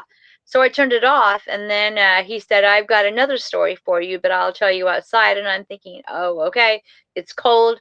So we went outside, and that was when he told me that prior to moving to Blanchard, he was hired, which he had been hired by the Park Forest Service before, and he was actually friends with this one guy, and he said the pay was usually $500, and because he's such a great tracker, he said he would be hired sometimes to do some illegal hunting. Let's just put it to you that way. I'm like, okay. And he said, what I'm going to tell you next, like, you can't give locations of what I'm telling you. I'm like, okay. He said that this park ranger called him and said that they needed help tracking a missing mother and daughter or something. So he takes the job, assuming it's going to be $500. He shows up to North California at the location. He says when he arrives, there's two other guys there, and they're decked out in like military, like military gear, weapons and all this stuff. And he's like, what's going on? So they tell him the basic facts. we're going to go looking for a bear. And he's like, a bear, like, you know, okay, why are these guys dressed like this? And he says, there's a mother and daughter that are missing. And he's like, okay. And then he tells them the pay is 5,000. Excuse me? He says, the pay is 5,000. He's like, what are we, pardon me, what am I tracking? And he says, you know, let's just go find the trail. So they go, they find the trail where these other two guys, where they couldn't find it. They find a car. The windshield had been pulled back. The glass was not broken. The windshield had been pulled back, like the whole glass and everything. They end up they find the trail. They end up at this cave or something. There's glass, there's blood, so something had been dragged in there. The two guys and him and the park ranger had gone there on horseback, if I'm thinking correctly. The two guys that were dressed out, one was kind of really rough with him and really, he was asking too many questions, or the guy said something and he's just like looking at him, like trying to figure out like why, you know, and his friend, the park ranger, like looks at him and just says, well, we're hunting a bear or something. There's a missing mother and daughter. So he's just trying to figure out 2 and 2. So they get to this area here, the cave or whatever it was, and they said, this is where you guys turn back and go back to the horse trailer, and whatever you hear, you do not come back. He said, I was paid, so I was good. I was glad to get out of there because he knew something wasn't right. So they were going back, and then he said somewhere halfway back, maybe a couple of miles out, they heard, he said, nothing scares me, okay? But when my horse is scared, that is when I need to know something's not right here. And he said that they heard weapons going off and they heard roaring. He said, Cindy, that was a giant. Like, you think of the worst Sasquatch roar, and then he heard gunners where he had been barking, and he knew that story. He said, like, it made that look like kindergarten. I'm like, oh my gosh, seriously? He said, my horse's ears went down. He whipped around. Him and the park ranger ran. Their horses ran all the way back to the horse trailer. He said 6 months later, his park ranger friend was dead. And he found the story on the internet. The story was at the location he told me. He said that it was basically an X-file. The story was not told the way it should have been told. And it really freaked him out because now he was sure that his family would be next. And so then he went to go work that ranch job. And then when that didn't work out, when all the funky things, you know, happened there with all the UFO encounters, the pterodactyl, they found, you know, the Sasquatch on the property, and then his, you know, lost time, just everything. He said it was too much. So, they moved, and he said, we bought a house way out in the country. I need a satellite phone. And he showed me, he had his satellite phone with him and a cell phone. I'm like, oh, like, everything about him was real. Everything about him from where I was sitting, or standing outside, I was just like, I could not really, like, what else are you going to tell me? So we became friends. We stayed in contact. I had another person contact me who lives in Hoodoo. He's a real estate agent. He has lived there for a couple of years now.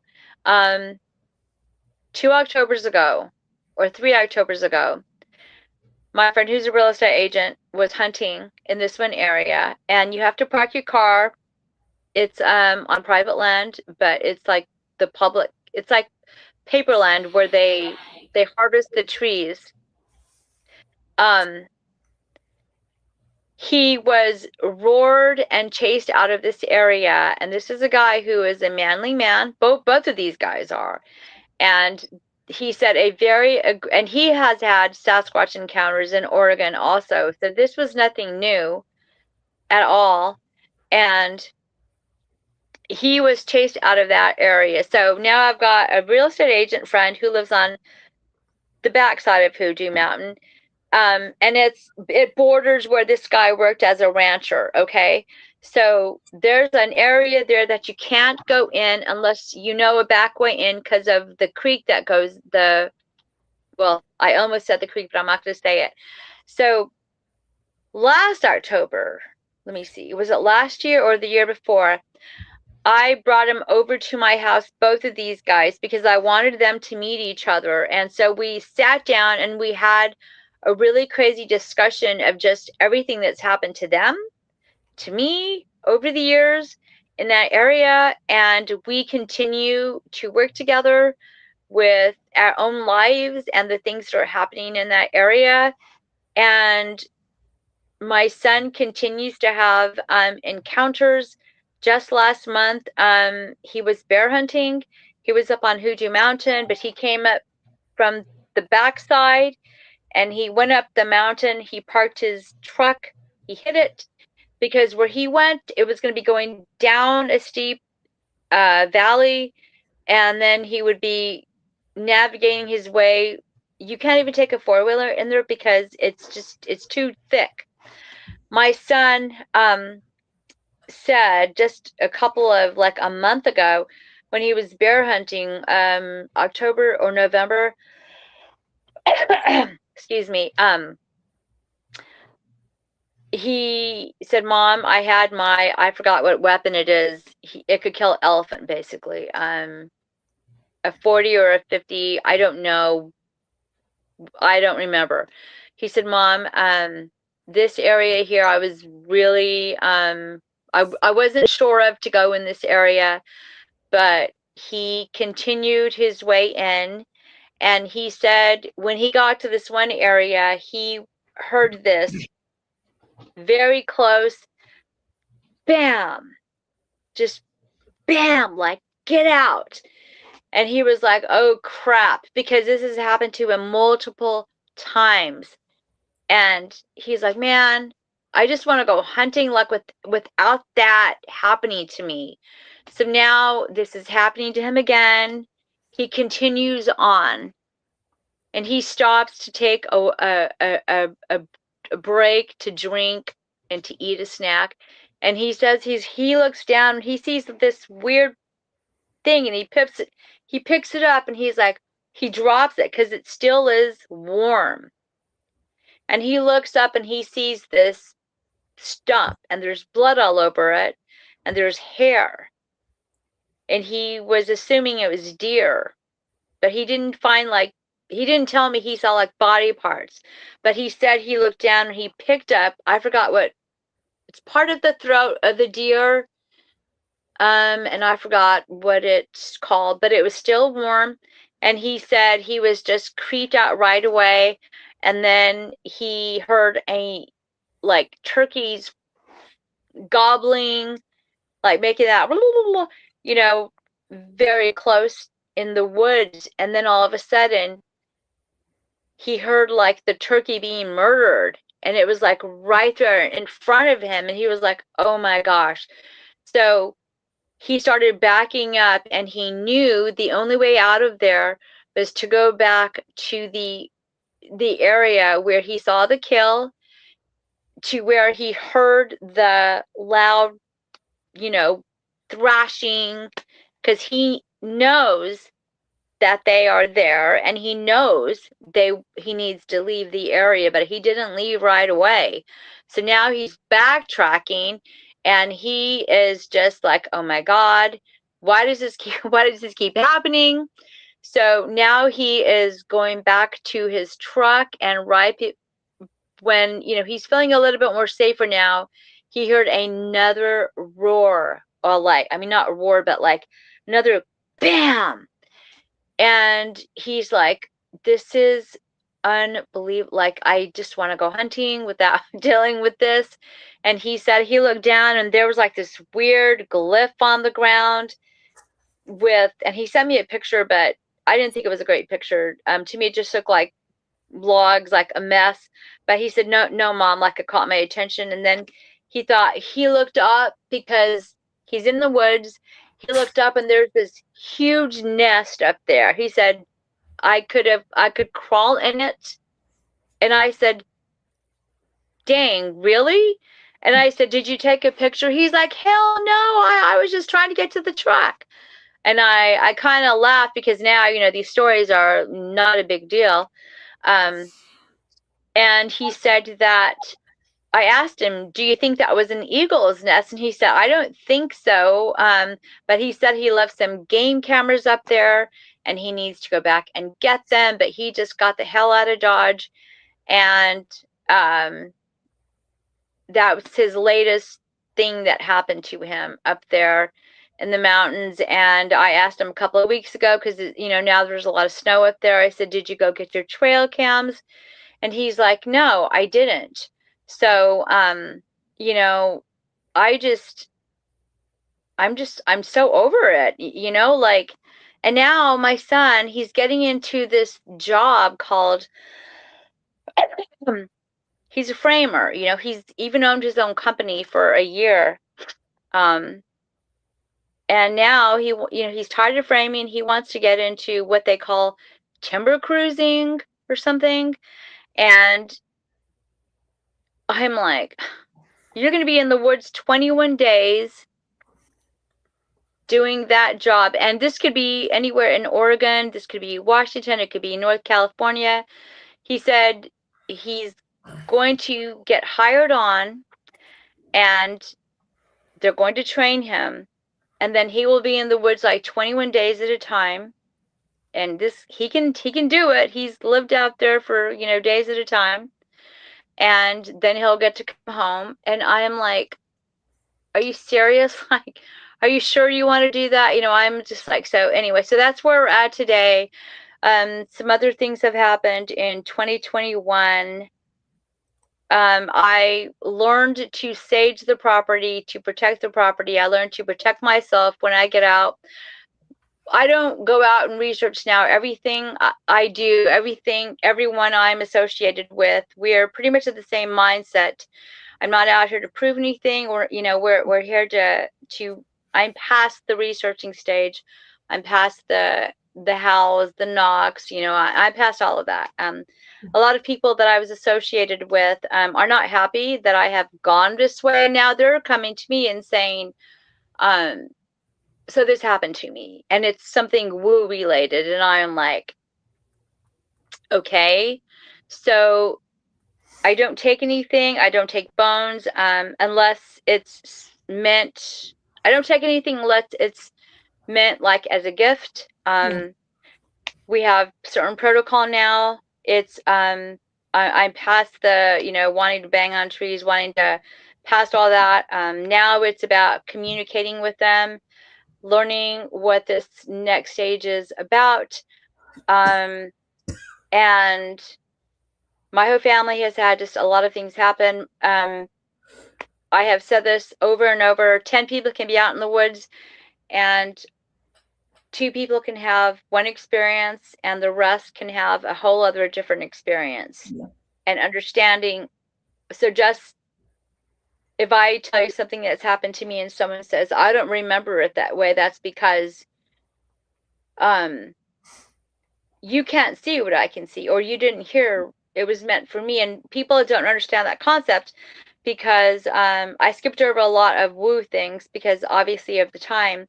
One of the things that I discovered in 2017 was at Christmas time, we took a picture.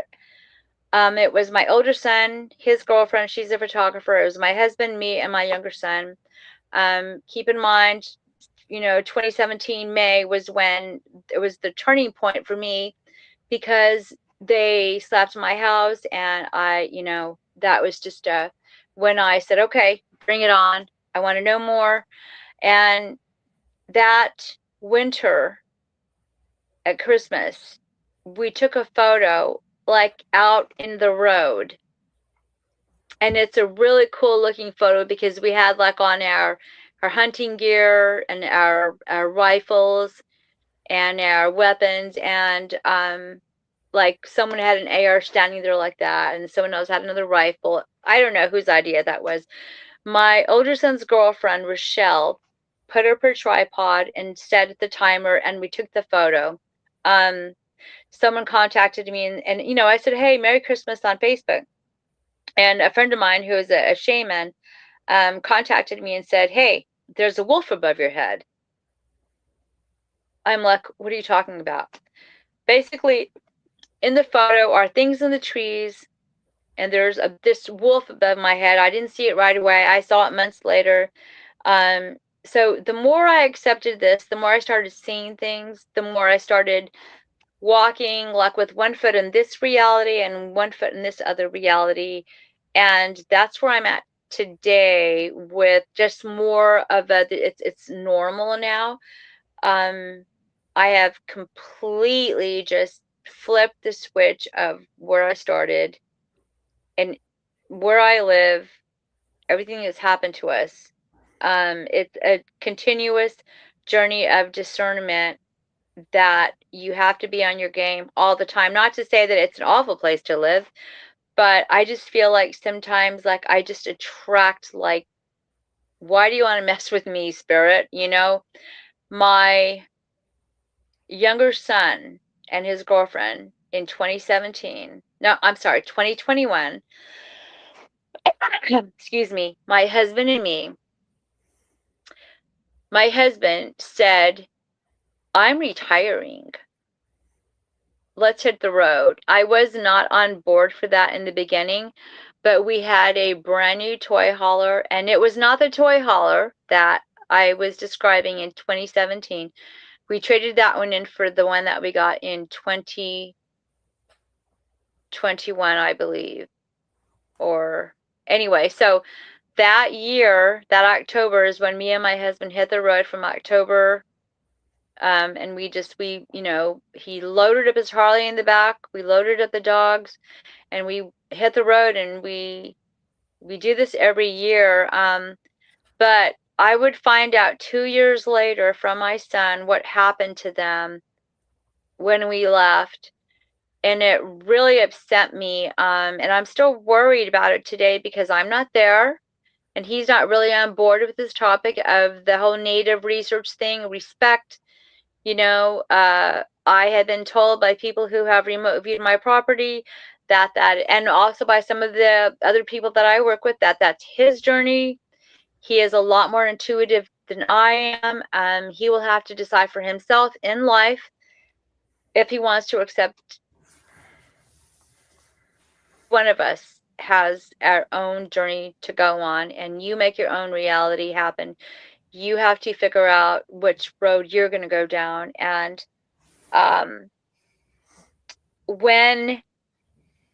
so basically what happened is that his fiance and him were asleep in bed one night, and she was awoken. And this is probably the worst of everything, because now we're talking evil stuff here. Like nothing like this has ever happened to me. She heard something hit the house, and like it just went the whole side of where they sleep, where the house was slapped, where my husband was sleeping. They were in our bed. They sleep in the master bedroom. She heard her grandfather, who had died, asking her to come outside. Can you come outside? And she's like, she knew right away it was not her grandfather trying to entice her to come outside. Yeah. And she's trying to wake up my son, and he's not waking up, and he's a light sleeper. And so something was trying to lure her outside. And then my son had a dream about a woman. So if you go down the hallway and open up the sliding glass door, in his dream, he is standing there where I have stood, where I have seen other things happen. In his dream, he sees a lady in the pet center.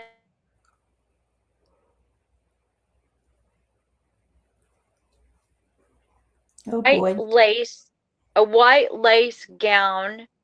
It's ripped, and she is sitting in the tree, and she's just like looking at him, like with a vile look, and she's wanting him to come outside. And he says he wakes up from this dream, and he described the dress. It was torn, it was lace, and it was like the pioneer days. Now, you want to creep out, really be creeped out? One day, he said, he came home and his girlfriend said, "Babe, I want to show you something."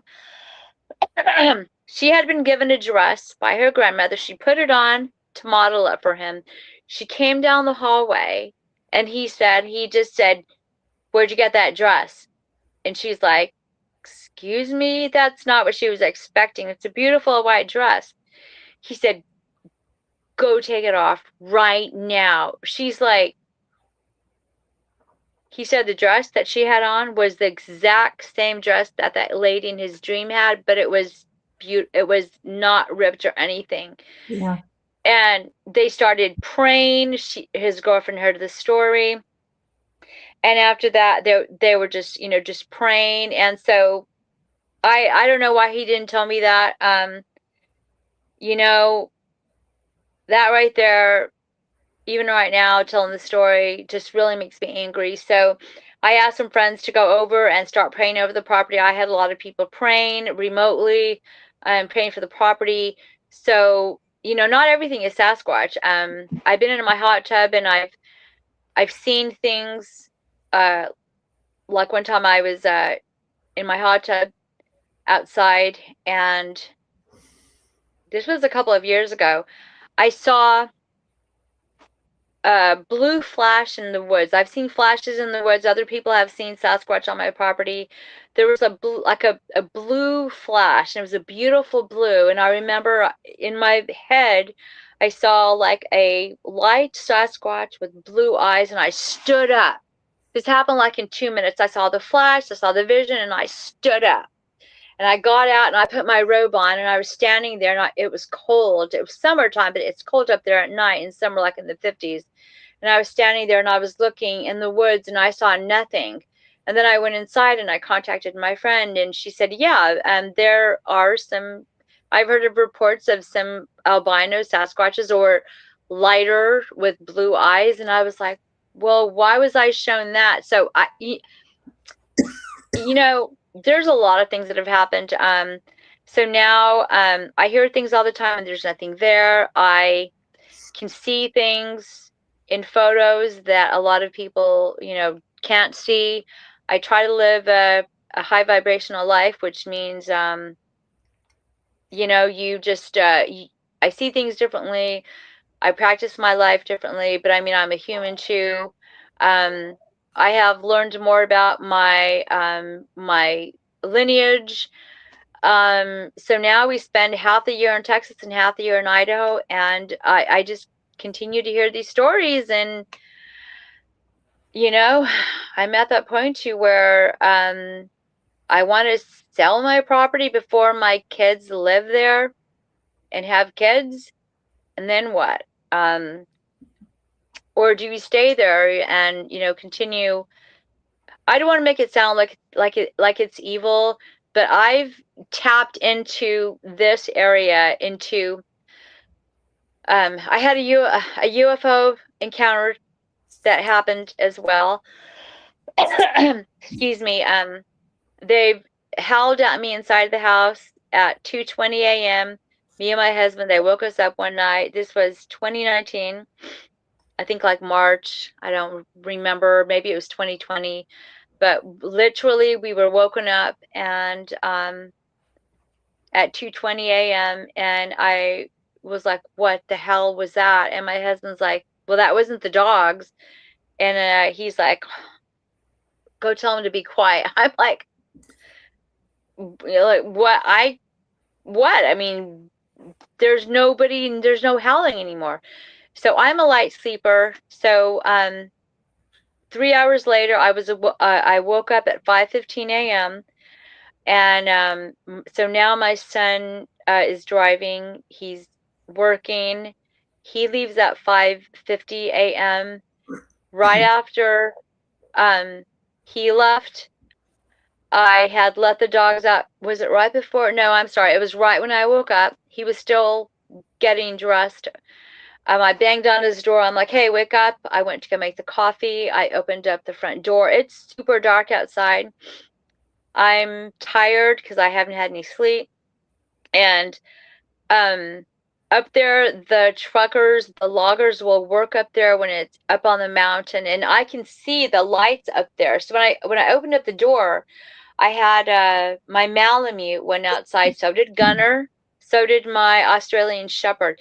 And I saw the lights on the mountain. I'm like, oh, cool. And then I saw this light go up, and it started flying around. It was a freaking UFO. I'm like, oh my gosh. So I grabbed my phone and I closed the door and I stepped out on the front porch. And my Malamute, doesn't bark. Anyone who knows huskies go woof, woof. They don't bark. So I closed the door and I'm standing on the front porch and I'm trying to record, and I'm hearing something being pelted at me from the left. It's pine cones. I realize, so I'm filming, they're throwing pine cones at me, and I'm like, I'm not afraid. I'm like, why are you guys throwing pine cones at me? I'm assuming it's the juveniles. And my dog is, I'm looking at my dog and the other dogs, and then the Gunner goes off in the dark, and excuse me, I say, stay the F over there, because I realize they're trying to warn me about something. And then they throw a pine cone or a stone and it hits my truck. So I have all this on video, and I say, stay over there, and then you can hear me say, I'm just looking, I'm just trying to film this, like, why are you guys, like, don't be hitting my truck.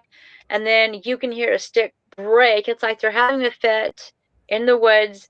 And then I end up going inside, and I never figured out what that was about. I don't know why they woke us up at 2:20 a.m. I don't know why they were having a fit that I was out there with that UFO. I mean, my life sounds crazy, right? Anyway, I could go on and on, y'all, but it is 9:30, and I'm sure y'all are like, oh my God, shut up. It's 10:30 here. Oh, crap. Well, all you had to do was say, shut up. Yeah, we got that East Coast time, No, you have fascinating stories, Cindy, and I know you and I have chatted a little bit online through Facebook, and I've heard quite a bit of you, through Kumbo and Bear, all their old stories. Okay. Yeah. Yeah. Boykin Springs had been a popular spot. It still does. I know I regret giving out locations, but I was not the first one to do that. So yeah, don't hit the messenger. And just so today, what is happening is I totally am 100%. Igor Berstov has been on my property. He has witnessed things. I had a team. It was for a short time. They have one of my ex-teammates. She's experienced a lot of the same things. They have their own team now. It's called Legend. Oh my gosh, how could I have forgotten? Anyway, I'm so sorry I forgot your name, Angelique, the name of your team. Anyway, so they legendary. Oh my gosh, I just totally spaced out their team name. Anyway, so I've had a lot of people remote view my property has been remote viewed. I was home this last year. I went home for 2 months. And a lady from Australia remote viewed my property, and she said, this was 2 years ago, she said, you're going to come to a point to where you're going to run into government officials, and I did. I ran into Idaho Fish and Game. In all the years I've lived up there, I've never seen Idaho Fish and Game up there on the mountain. But they were in the area, and I was hearing from other people who were posting on the local board that they were running into maybe 1 or 2 posts, not like a lot. But I was hearing through friends that were up on the mountain that, hey, Idaho Fish and Game is up there. Now I have access to some of the gates that are closed because the guy the rancher, the professional tracker, knows the person who handles the gates up there. So he said, go to this location. You can go around the gate. Like, I think you can even go underneath the gate with your 4-wheeler, because my 4-wheeler is a 400. I don't think a 5 or 600 could make it under there, maybe. So he gave me access to some of these points. And in March, I went to this one area where we found these massive structures, like a village of structures, and I've taken photos, and you can see things in these photos. I'm standing inside the structure.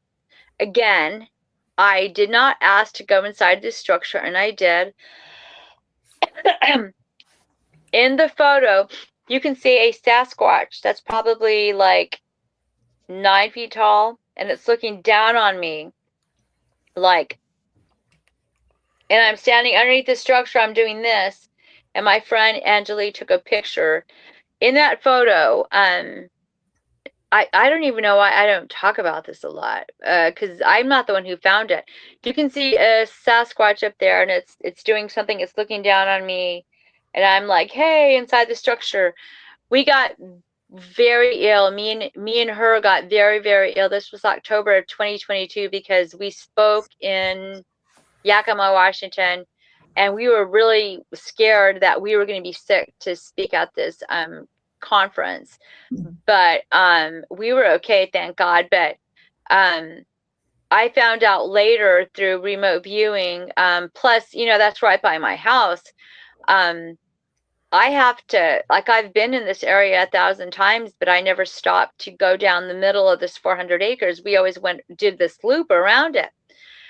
What we discovered inside that area is there's a lot of portals. There is massive structures, massive game trails that go through there. And I have been studying, that's my main research area. And in the beginning, we thought that was a bad place, but it's not. It's a wonderful place. I have been there many times, but I did run into Idaho Fish and Game. There's a road that goes through this area, and I took my 4-wheeler through there, and when I came out through the end, there was Fish and Game right there.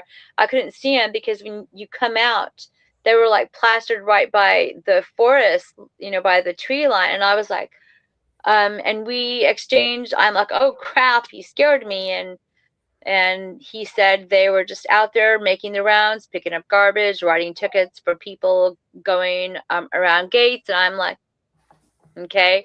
And then he's like, what's in there? I'm like, what do you mean what's in there? I'm riding through there. I'm riding through this area. And then this other gentleman came on a side-by-side. So I was like, okay, well, I'll see you later. And that was just this past May. Then I came home, and then I called my friend, and I said, oh my God, I ran into Idaho Fish and Game. So to this day, I don't know if I want to stay on that property. I don't know, because now I don't live there, because when I go home, I live in my toy hauler because it's massive. It's 40 feet. It's house on wheels. My kids still live in the house, and we hit the road every winter. So that's why I'm here in East Texas. So since I have been here in East Texas, I've had a lot of things happen here because I'm out by Lake Tawakoni. And just today, I went to go check out some tracks by Lake. Well, anyway, this lake not far away, and my friend, it's my friend's report, Robin. I don't know if she's watching, but she, Yeah, she was in here earlier, but yeah, she was tired. yeah. So I didn't really, you know, it's in a locked gate area, so I just took some more footage. I really couldn't catch them because there was people working at the dock, and you know, it's a private residence. I mean, private, like where they're selling lots, and so I just and it's cold. It's like 40 something degrees, so I'm not going to waste my casting material. So I was doing that earlier today, and I took some footage so I can give to Dan Nadrello. He was talking with Robin about the trackway she found. I mean, the report that she got. So, but today she had to go to the dentist. So I said I would go and check it out today, but I didn't get very far to investigate, more than an hour, because there was those two people there working at the dock, but then they left. But there was a lady. There was only one house way back there. There was a car driving by, and I just thought, okay, I'm not going to hang out here. I'm going to go. It's not like Idaho, you know, where I have a lot more up in the mountains. So, so that's what I was doing today. And I've been back to some of the national forest here. We are planning on having a camp out, a private camp out at Boykin Springs here this spring. So, yeah. So I mean, so that's kind of where we're at. My son calls me from time to time. Hey, mom, I'm outside. You know, they're going off or whatever. And so I stopped recording because oh, and I'm so sorry. I've been talking. You never could play anything. I don't know if you can, if it's too late or whatever, but. Whenever. Do you want to do a part 3? I don't know. I mean, that's pretty much it. I've skipped over a lot of things. We could do a show just on the audios. You could play the audios. I've got like 7 audios. Do you want to play the one that you have, or do you want to do that for another time? 2 of them. There's 2 of them. I'll go ahead and play that real quick. Yeah, I think this is the moaning Sasquatch or whatever. Okay. All right. Go ahead. You hear it?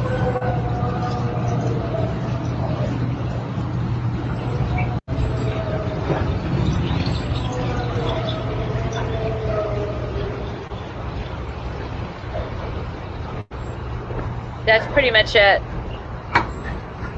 Yeah, I was just going to replay.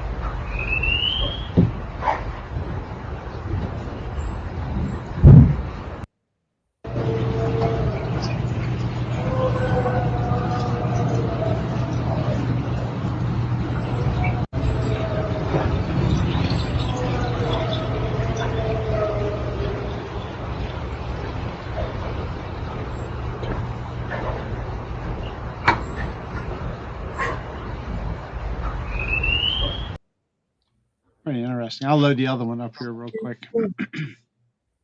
So that one was taken the morning of February, Valentine's Day, the 14th, 2019, because again, my son was that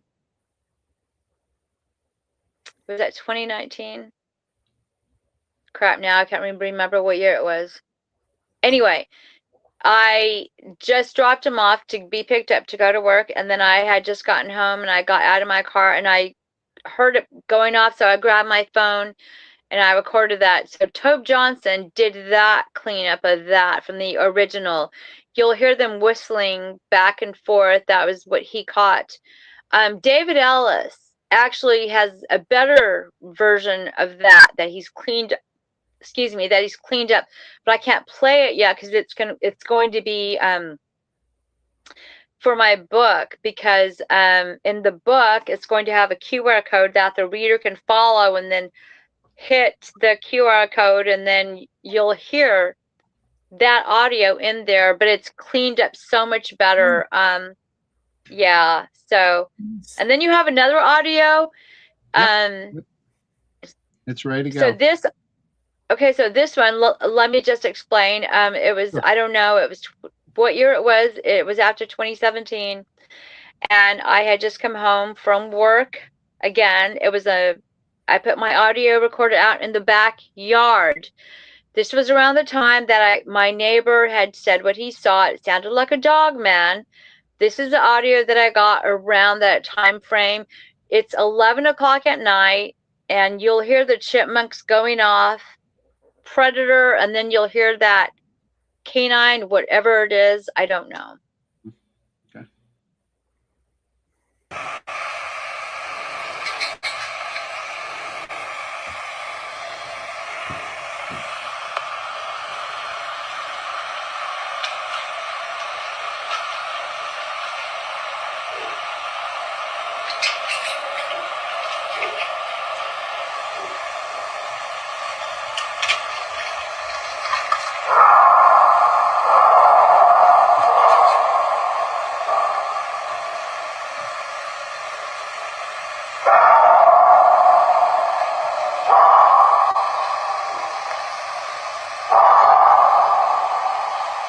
Hell.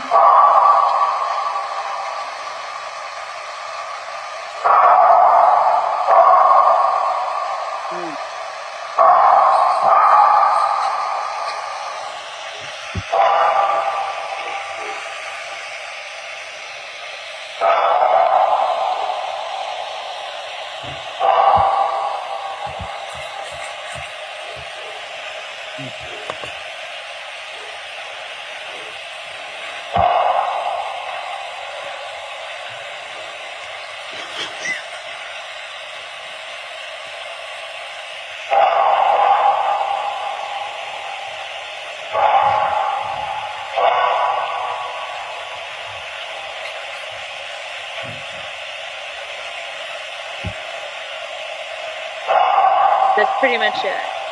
Mhm.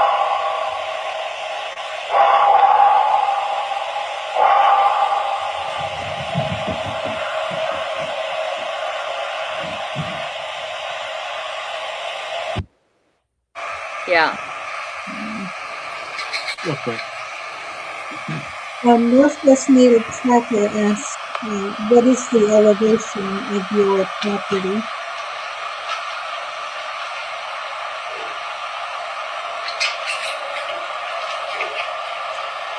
Elevation of what's the elevation of your property? I don't know. I don't know.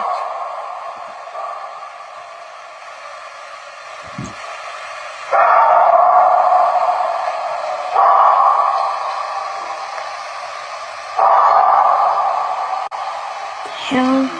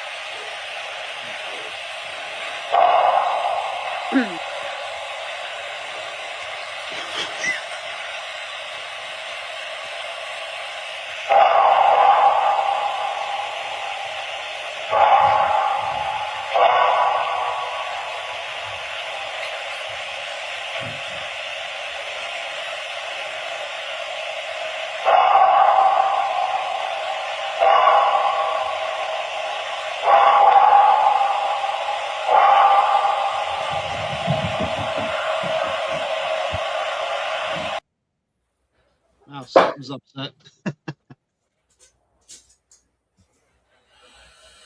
Yeah. Catherine said her cat just went under the bed. And My Oh, dogs really? don't ever react to any of this stuff. I have they must hear stuff outside, and at this point, they don't care. I don't know what it is, but Yeah. out and she's huddled up against my chair here. I hear I something seen her interesting moving here. around back there earlier. Yeah. The last recording sounds a lot like our really big dog man here, Northwest Tracker saying. Hey, Griff. They have that funny snappish start to their howl. Yeah, I've never heard anything like that. So I don't know what that is. I was told that there is a dogman there. There are also other dogman sightings in the area. I know one night I was again in my hot tub. No, I'm sorry. I was sleeping outside. I was doing this new thing. I was trying to not be afraid. And we put up a tent. My husband put up a tent in the woods, and I was asleep or trying to go to sleep, and I heard the canine roar, but not like that. And I went inside the house. I couldn't do it. But I mean, I have slept outside, but there was one night I tried, and I was like, really? Another thing is I hear a lot of mechanical noises at 2 a.m., 3 a.m. like that make no sense. You know, no one's out there working. So I'm going to tell you something that I have never said on a podcast. I was talking with someone because we were going over everything, just everything. I was told there are ETs on my property. There are 2 portals. I've had people walk my property and they can feel the land spirits that they pushed away. We did a cleansing of the property. Someone asked me once, what do you mean you did a cleansing? Like they got mad at me.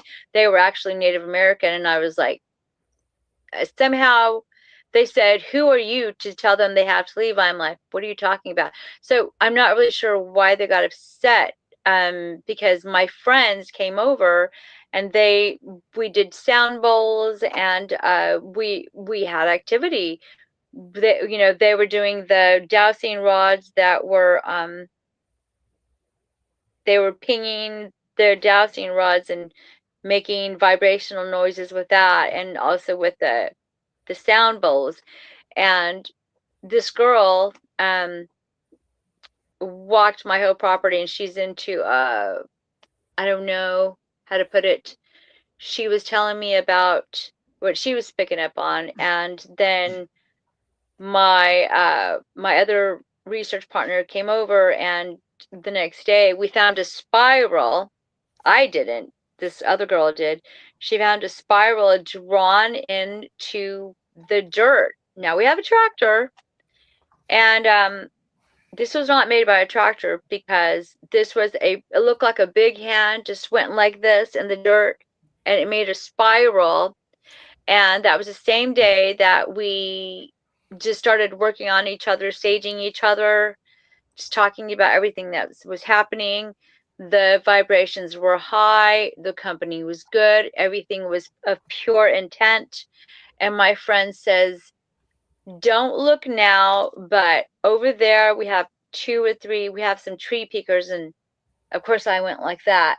I just kind of went like that, and I could see them. They were looking behind a tree, and I've got pictures of them, but they're one of those blob photos, but I can show them to the same people and not say anything, and they can see things in these photos. So that's just kind of my life now. So much more has happened, and I just so I have a book coming out, but we've taken 2 years to edit it because I'm busy all the time. She's busy all the time. And February, hopefully it'll be done, and then I guess when I know more, it'll be released. And I don't know what the title is going to be called yet, because it's basically tells the story of what I've told y'all. I talk about when I'm a child, my father, relationships, because this is what it's all about, relationships with each other, how you go out and research what your reality is, what kind of person you are. Do you want to go out? Because if I go out, like, if there's 3 of us that think the same, like, okay, I just want to communicate with them more. Like I have a tree on my property. I mean, there's 5 stumps on my property. There's one that I use like a gifting, and I'm not talking food, just like rocks, pebbles, whatever, and then they'll exchange it. you know, I'm in this whole other different mindset over here. And the things that have happened, I just, I have to really just, you know, I want to talk about this. That's why I'm writing a book, because I want it there to be like, hey, this happened. You know, this happened to me. You know, you're not crazy. I want my son to keep it. I want my grandkids to be able to read it, because if we stay on this property, if he has kids, well, you know, what's going to happen to them, you know, and what happens like when I left in 2021 and, you know, those evil things came into their dreams. And I mean, you know, at what point do you say enough is enough? So that's kind of where we're at right now. But right now, I mean, we just spend our time between Texas and North Idaho, and um, it just continues, you know. Somebody had asked if you could briefly describe some of the mechanical sounds you might have heard. Like wind chimes, but they're not wind chimes. They're like let's just say pieces like of metal, like clinging, clanging, like someone is working in the shop, like fixing something. But it's coming from the backside of my property, you know. I don't know how else to describe it. And it comes out of thin air. Like I can't tell if it's coming from that area or that area. Like it's coming out of thin air, and I can't distinguish what direction it's coming from, because it's not coming from this reality. It's coming from, like, I don't know, you know, like it's, I'll think, oh, okay, I heard it from that direction, but no, I heard it with my left ear, but I know I heard it from that direction. So it's hard to describe. Just clanking, like pots clanking, you know, tools. I don't know how else to describe it. Okay. How many Bigfoots do you think are around your property? If you had to take a guess. Well, I mean, there's a clan. There's a female. I don't know if I talked about her. Her name is Keela. I just she comes around. I don't know if I told you all in the last episode. My husband's unit got deployed to go to Iraq in 2005, and I heard her out there cooing. I saw her later in life out in the woods at night. She's cinnamon colored. She's come around a couple of times. There's another one that I've seen out there. He's was friends with my Malamute, and he's got like chunky teeth. I call him chunky teeth. I have been approached at conferences by complete strangers, and they say, I can see your great grandmother next to you. I was at Phenomicon in 2022 with a friend of mine, and I was looking for Russell Accord and Dr. Maria Mayor, because she's heard some of my audios, and she wanted to, I met her in 2020 or 2021 because the Travel Channel came up to North Idaho, and the producers, or one of them, wanted to come to my house, but I said no. And he's like, no, like, you know, the average person would be like, yeah, come over. I was like, no, because it's just, you just can't come over. And I did do a round table with them. So that's where I met Dr. Maria Mayor. I probably not saying her last name.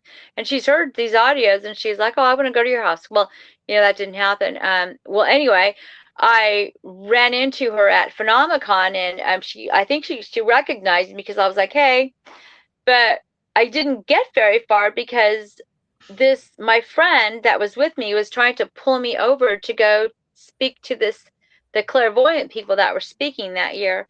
And I was like, I don't want to go over there, Kathy. I want to go this way to go see the Skinwalker people, the Skinwalker Ranch people, and then, you know, my other friends. But I looked over, and this lady was sitting there at the table, and she stands up. she stands up. She stands up and she says, I can see your clan. And a lot of people, I had 8 friends standing around her table there, the owners of the LDS Film Festival, the Goodmans. A lot of people know them. Stephanie Goodman, she's into this topic. She started recording, so I've got film footage of that.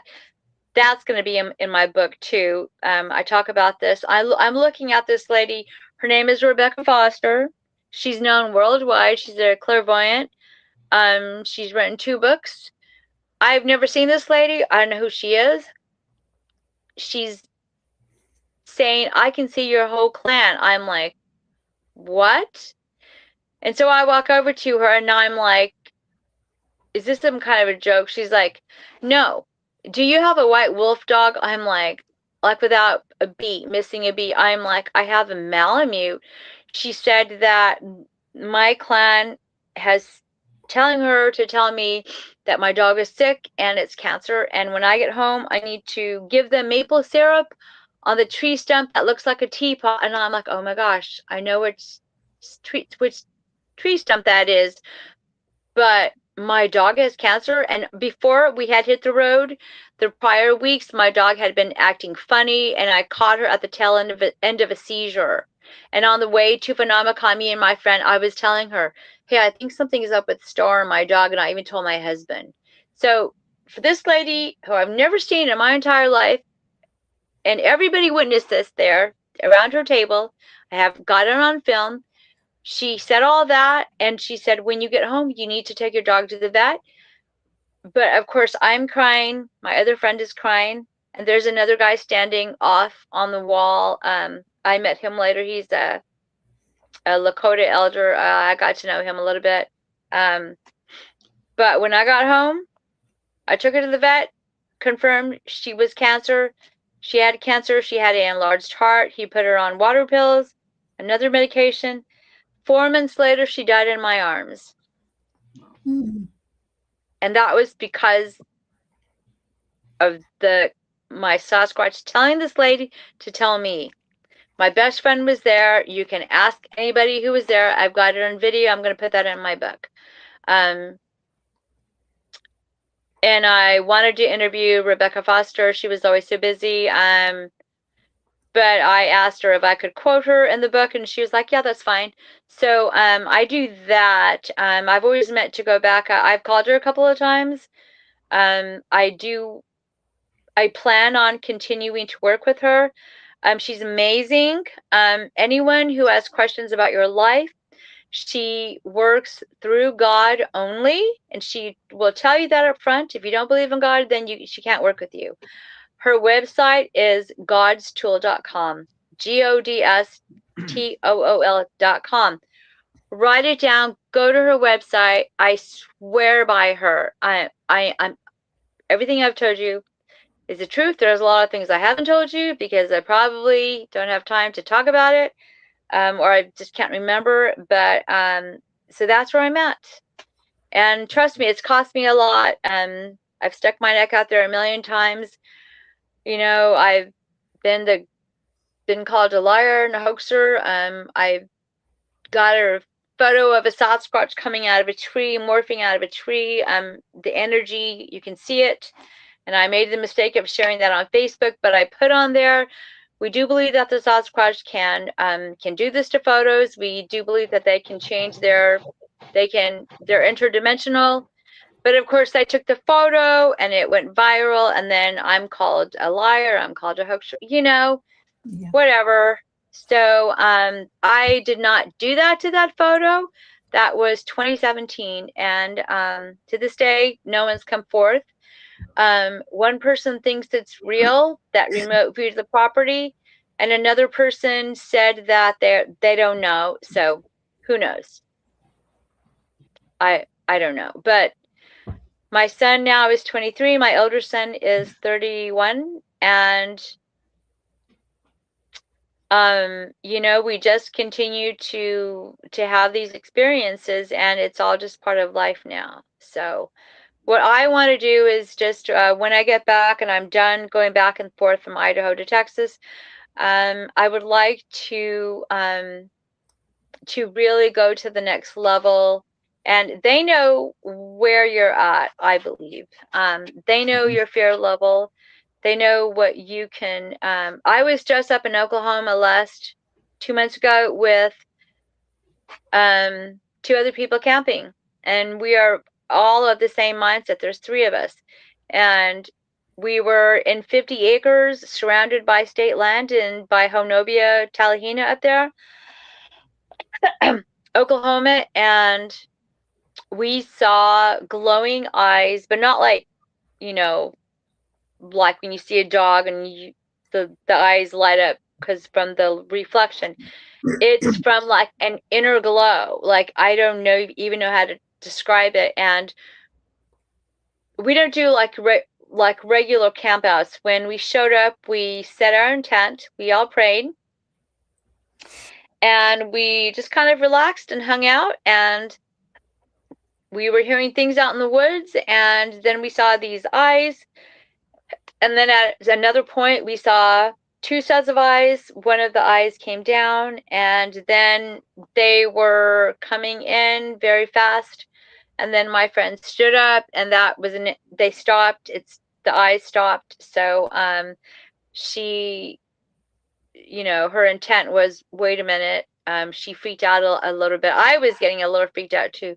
So because I've never seen them come in like that. So, but it was one set of eyes that coming in, but they weren't walking. There's no way, because it looked like the eyes were flying in, and I'm just like, and then they stopped. So I don't know what that was. I don't know. That was in Southeast Oklahoma just very recently. So, I'm out here doing things too. Brown Springs is another area that is heavy with lore. I've been there a couple of times, but I didn't go back researching. I went back to respect and to clear the area out and to clean the area with healing. But I don't know enough about that. I did camp out there in 2019. No, I'm sorry, December of 2021. And I've had some, weird things happen. My truck door was left open after we left camp, and the door was locked, and that happened 2 or 3 times. So just weird things like that, and it just, there's, I'm all into ley lines now, into this whole other, but a lot more people are as well. I know people are not laughing anymore at this. You still have the same old diehards that don't want to get past the flesh and blood concept, and that's okay. I'm not here to, but I'm so past that. And like today, I went out there like researching, science, like really, I was gonna like measuring and things like that. I was gonna cast it, but I didn't, because it was the the people there were working, and again, I just didn't feel comfortable, so I didn't. So there is science in the woo. Henry Franzoni explained it very well. He is also in my book. He's a scientist who worked with the Indians up in Yakima, with the tribes there. He's very, very well respected in his field, and he's known for explaining this phenomena. So is Ron Moorhead. I interviewed him for my book. We had some words. I interviewed Kumbo. He was earlier on in the beginning. I interviewed Luke Gross. He's amazing. He's in the beginning of my journey, and this is just, I go from flesh and blood to quantum physics. Igor Rostov has been on my property, and he'll tell you too. And he'll explain the woo to you too. And, my book is dedicated to Henry Franzoni, who passed away. He was interviewed on A Flash of Beauty. I like both of those. I like Brett and Jill. I interviewed them as well. So that's kind of where I'm at right now. And I have no problem, telling that to people or discussing that, because I feel like this is something that we need to talk about, and that if someone needs to ask me about what's happening, then we have to harness that and protect it and write it down for future generations. I don't know what's going to happen at my house, but I know my son has a long road ahead of him, and I know he's got a greater calling than I do, and that worries me and it freaks me out for my grandchildren too. So I don't know what the answer is, and I hope I figure it out, because I would like to either stay there and get on with it, or I don't know. Anyway. Yeah. Hopefully I wasn't too boring.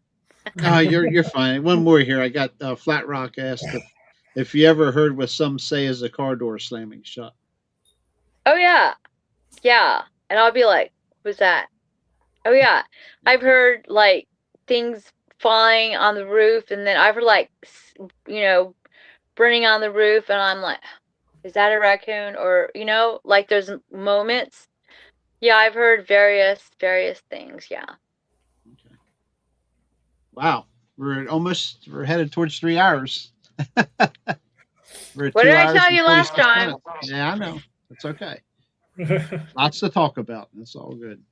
Jeffrey, you got anything? It's hard to keep track of all this stuff. It is. Yep. It's a lot to take Especially in. if you have a problem with anything that I've said. Mm-hmm. I've had people tell me, really? Oh, yeah. Yeah, stuff calling me outside, no. No, we're not doing that. That is a big no. Absolutely not. Yeah. It could definitely get your attention. I don't know. I don't know if I'd want to live there anymore after that. Well, if you learn to not be afraid, but I mean, realistically, as a human being, if you are awakened, I guess, and you have your discernment in a good place, or if you can do that, which, I don't always, I second guess myself a lot. I just could not believe that they went after my kids after we left. Like the moment we left, my son, my poor son, having those dreams, he said they just tormented me, Mom. Like he just dreamed about, it's like a madness. I'm just like, and I don't know about y'all, but as a mama, I don't care how old my kids are, they'll always be my kids. I felt this fierceness when I heard about this. Oh yeah. And I lay down my intent, and I walked that summer. I walked my whole property, and I said, so help me God, you better freaking, I said something else, get off this property. You are not welcome here. And I meant it as a permanent stance. I said, I may leave, but it stays the same. You will not stay here. So. Mm-hmm. Yep. You got to set those boundaries, but, all in Jesus. Yep. Exactly. Yeah. You want to hit her with that one, Mary? Well, no, it's, I've experienced a few things myself, but, you have to step out. You're in fear, but in the strength of your knowledge that you're protected by God. So you have that power to rebuke them. Yeah, they're not demons, no, but even so, they're under God's hand also, and so they have to listen to you. Yes, ma'am. But no, I've gone full out mama bear on them a few times myself. I know exactly what you're talking about. Yes, ma'am. He's been on his dirt bike up in the mountains with friends, and they'll stop to take a break. Mm-hmm.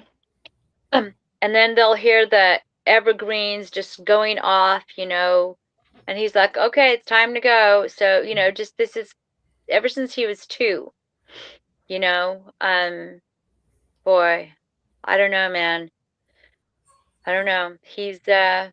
I'm worried this new thing this new career he's going to get into, sounds like he's going to be in the woods all the time. And I just, I don't know.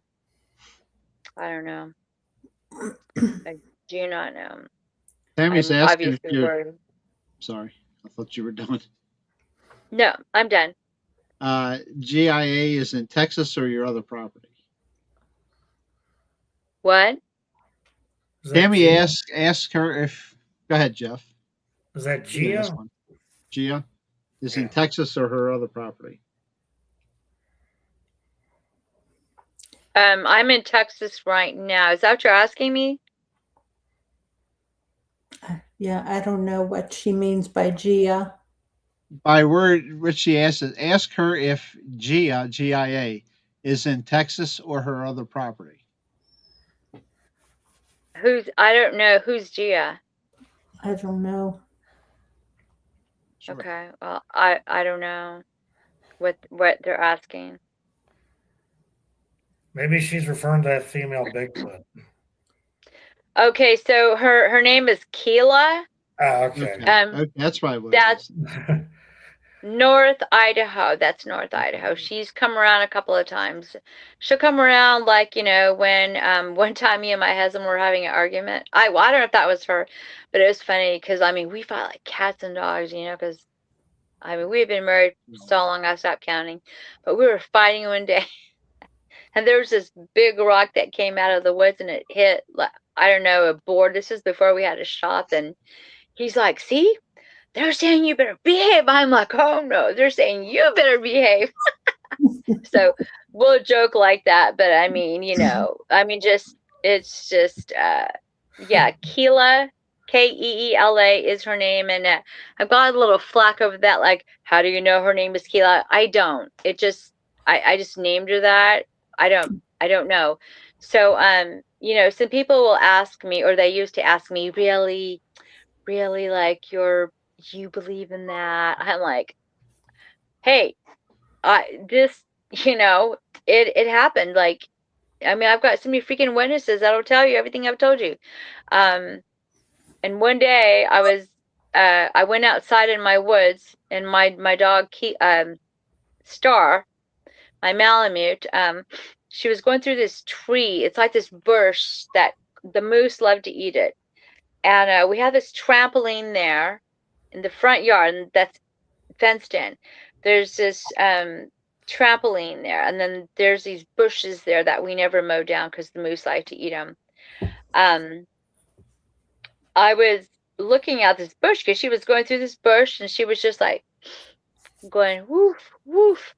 And then she just kept going through there. And then something told me to get my phone, and I got my phone and I started panning.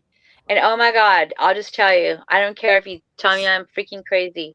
There was a Sasquatch sitting there in like if you've seen that movie Predator, Yeah. you see the mist. Oh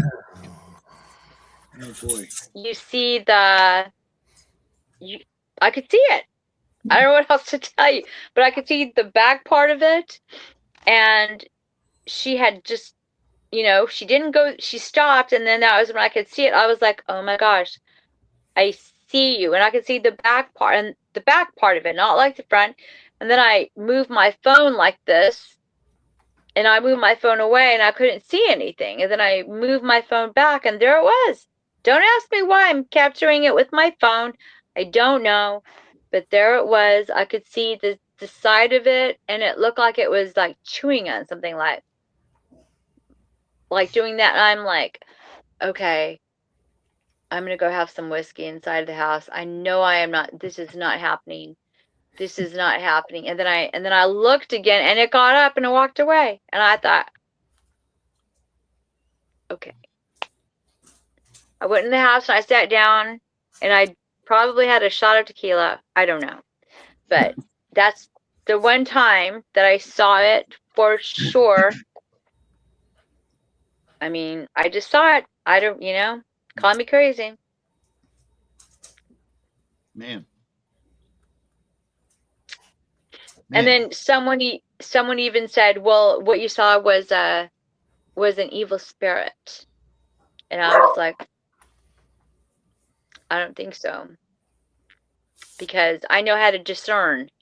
You know, I've gotten pretty good at it. And I'm not right all the time, but I don't know. I just, okay. I'm crazy. Okay. I've had other people that have seen things on my property that I haven't seen. So, and they've seen them in their predator mode themselves. I'm not the only one. Yeah. We were picking huckleberries. This was not on my property. I had to go to the bathroom, and then when I left, my friend said that she was being pelted with rocks or pine cones or something. And she is not even into this topic at all. We don't even discuss it. She's one of my best friends. And after that, she never went berry picking alone again. And so that was pretty funny. She said that she saw something like a black mist, and she just went, okay, I want to go. This is up in Priest Lake, Idaho. I've seen black mist before in the woods over snow. And then there's nothing there. There's no tracks. There's no nothing. Yeah. I've seen that, like this black thing, going. I'm like, what is that? And I went out there. It was virgin snow. There was nothing. Like, okay, I don't know. Another time there was this big glyph drawn into the snow, like a big A. This big A drawn into the snow. I'm like, okay. I've got these massive,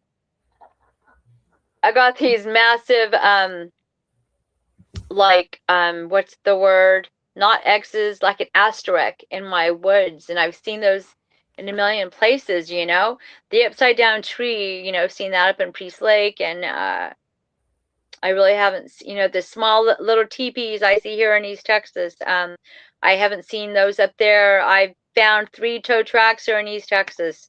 Not up north. Maybe one time, but that was just a partial track. I found tracks that stop, and where did they go? I mean, I could go on and on. It's maddening. It really is. Yeah. You did see him on Hoodoo Mountain, correct? Up like you said that earlier. Yes. Yep. But fast, not like, very clear, but I knew what it was because I had been on horseback, many times, but mainly on my own property, so on my land. We've seen other things up there. Well, not me, but I've gotten reports of this white thing that they're seeing up there. It's a shapeshifter. I got a report of a lady driving to work, and she was going down the Spirit Lake Cutoff and Peregrine Road. You can look it up on a map. And there's nothing but massive state land out there. She was driving, and she sees the moose, and she's like, oh, cool, because like the moose are down from the mountains, and it's just off in the ditch they're eating. And she says she's driving by, and she looks at it, and then she goes, this moose was like eating, and it came up, and it as she drove by, it went like this. And she just went. And then she looked in her rearview mirror. The moose went down, and then it turned into like this person spinely thing, and then it went down into the woods. So it never stood up, but she said it looked like a naked man, but it was like spinely. She didn't say white, and it went off into the woods. And there's a guy there who wrote a book called Hoodoo. He lived on the other side of Hoodoo, and he contacted me a couple of years ago, and him and his wife had a encounter on their property. It was a white Sasquatch. He wrote a book. It's called Hoodoo. They're the same publisher I'm going to go through. His book's already out. It's fiction, but it's called Hoodoo. I'm like, hey, I was going to call my book Hoodoo. So check it out. It's called Hoodoo. It's a great book. It's very well written. And he talks about Hoodoo Mountain and the legends the legends and everything. So yeah. Okay. Well, we're 3 hours in. It's 11, almost 11:30 here, so 5 o'clock comes early. I swear I keep hearing something hit my wall behind me. I hear your dog yapping all the time. I don't know what he's getting a scent of something. The other two aren't reacting, but Gunner's. He's Gunner knows we're talking about him. well. He's the one that would be dumb enough to go do something with one of them and then end up getting me in a situation. The other two, I think, have enough sense. That's too funny. Although sometimes he'll just sit there and not do anything. But back of your head, probably. It's not the deer head. That's funny. Back of my head, Patrick. Shut up. Good. Well, Cindy, we appreciate you coming on again. And man, that's lots of stuff to tell. Like you said, you skipped over a bunch of stuff. So, my goodness. Yeah, I'm on Facebook under Cindy Goodbrake, and I have a page. So, Sasquatch Sisters Northwest. So you can look for that on Facebook, and I'm not always active on there, but you know, I try. So I'm trying to, you know, upload things more and more. But if nothing's going on, I don't upload anything. You know, I might just do a live, you know, from, you know, wherever. And so, but yeah, you know, I'm here in Texas. You know, we're hooking up with a lot of people that I used to research with, and some new friends too, like Robin and Gary. I've camped out with Gary before too, actually at Brown Springs, where some of those weird things happened. So. Yep, been there. Oh, okay. Yeah. Yeah, with Kimbo. Oh, yeah. Oh, okay. Yeah, I was there too with Bear in the 90s. I don't know if I'm sure Kimbo was there. I don't know. You know, there's just and that's another reason why I wrote the book, because I wanted, you know, my memory is going. So, hey, it's a true story. So I was kind of, you know, I'm like, okay, I've got to write this down. So, so yeah, if people want to reach me, my email is Goodbrake, BRAKE .CINDY@gmail.com. And if you are having anything like what's happened to me, and if you have questions, I have people contact me all the time, and you know, some are weird, but I am thinking, I'm hoping that that's what my mission is now. I don't know. So you know, it's cost me a lot. I've lost a lot of friends. But you know, I just try to. I'm just here to tell my story. So.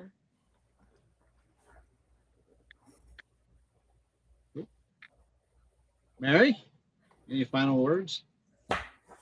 Thank you. Thank you for coming on. It's great to finally meet you.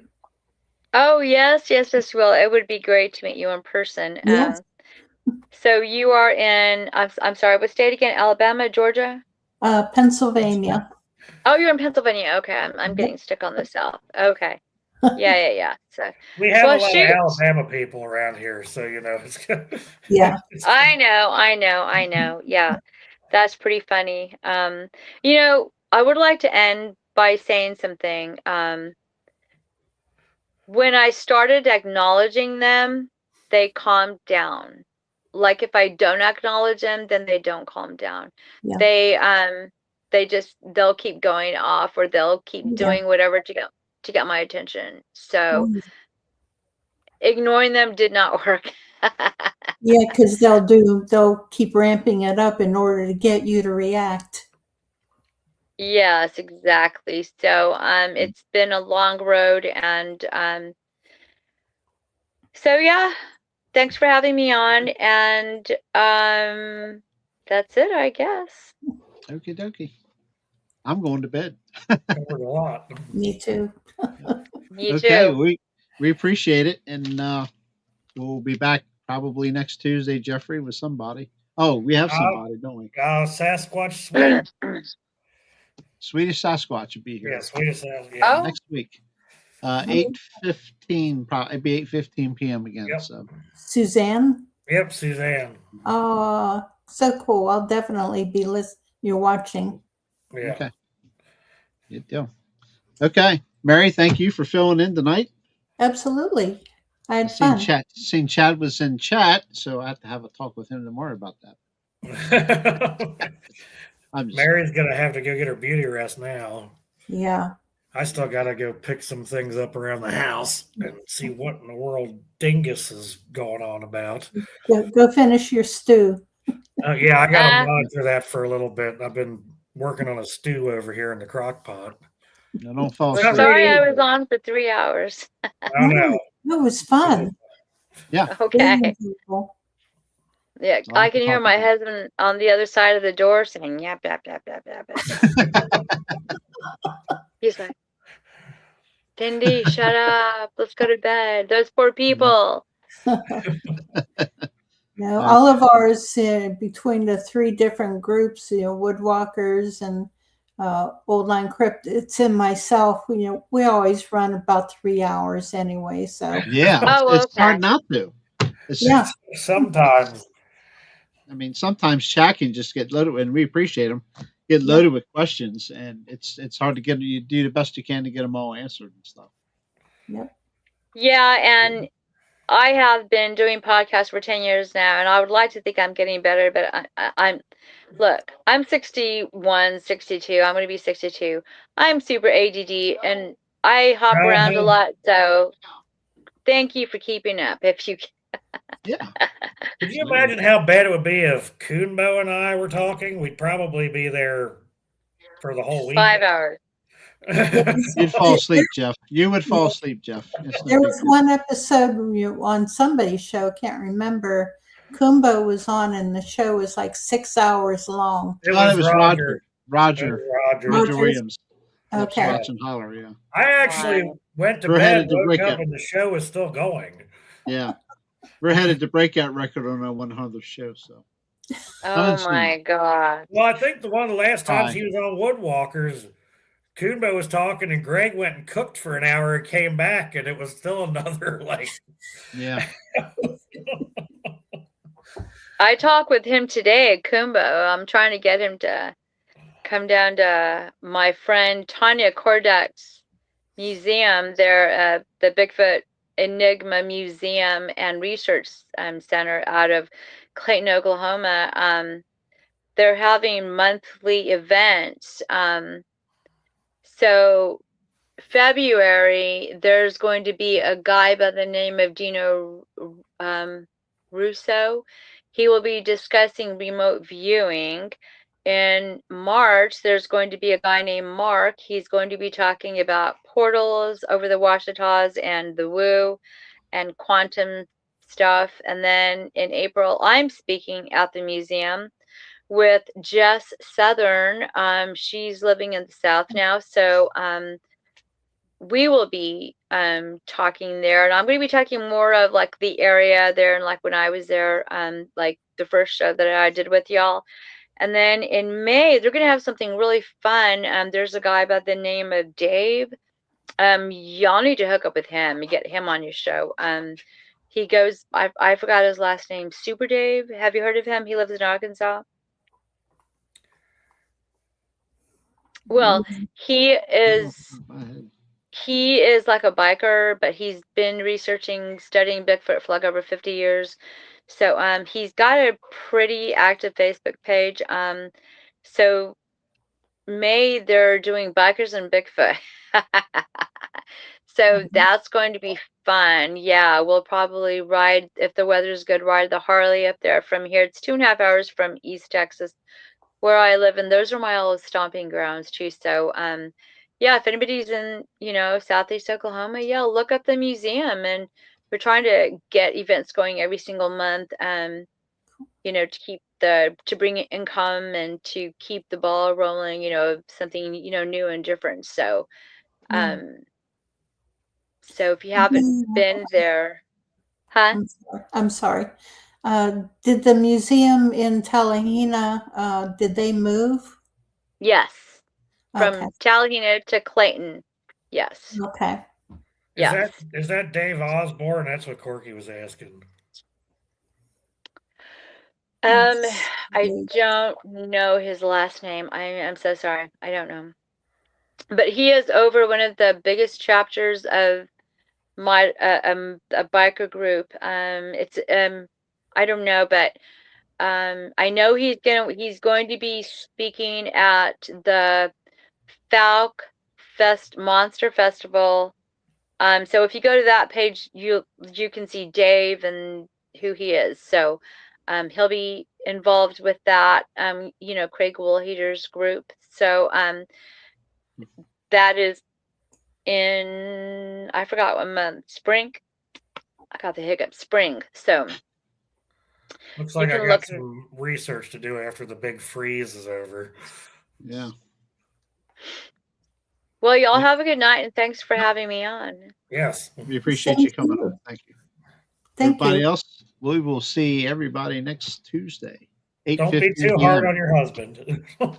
Yeah. Probably already. All right. Good night, everybody. We'll see you next Tuesday.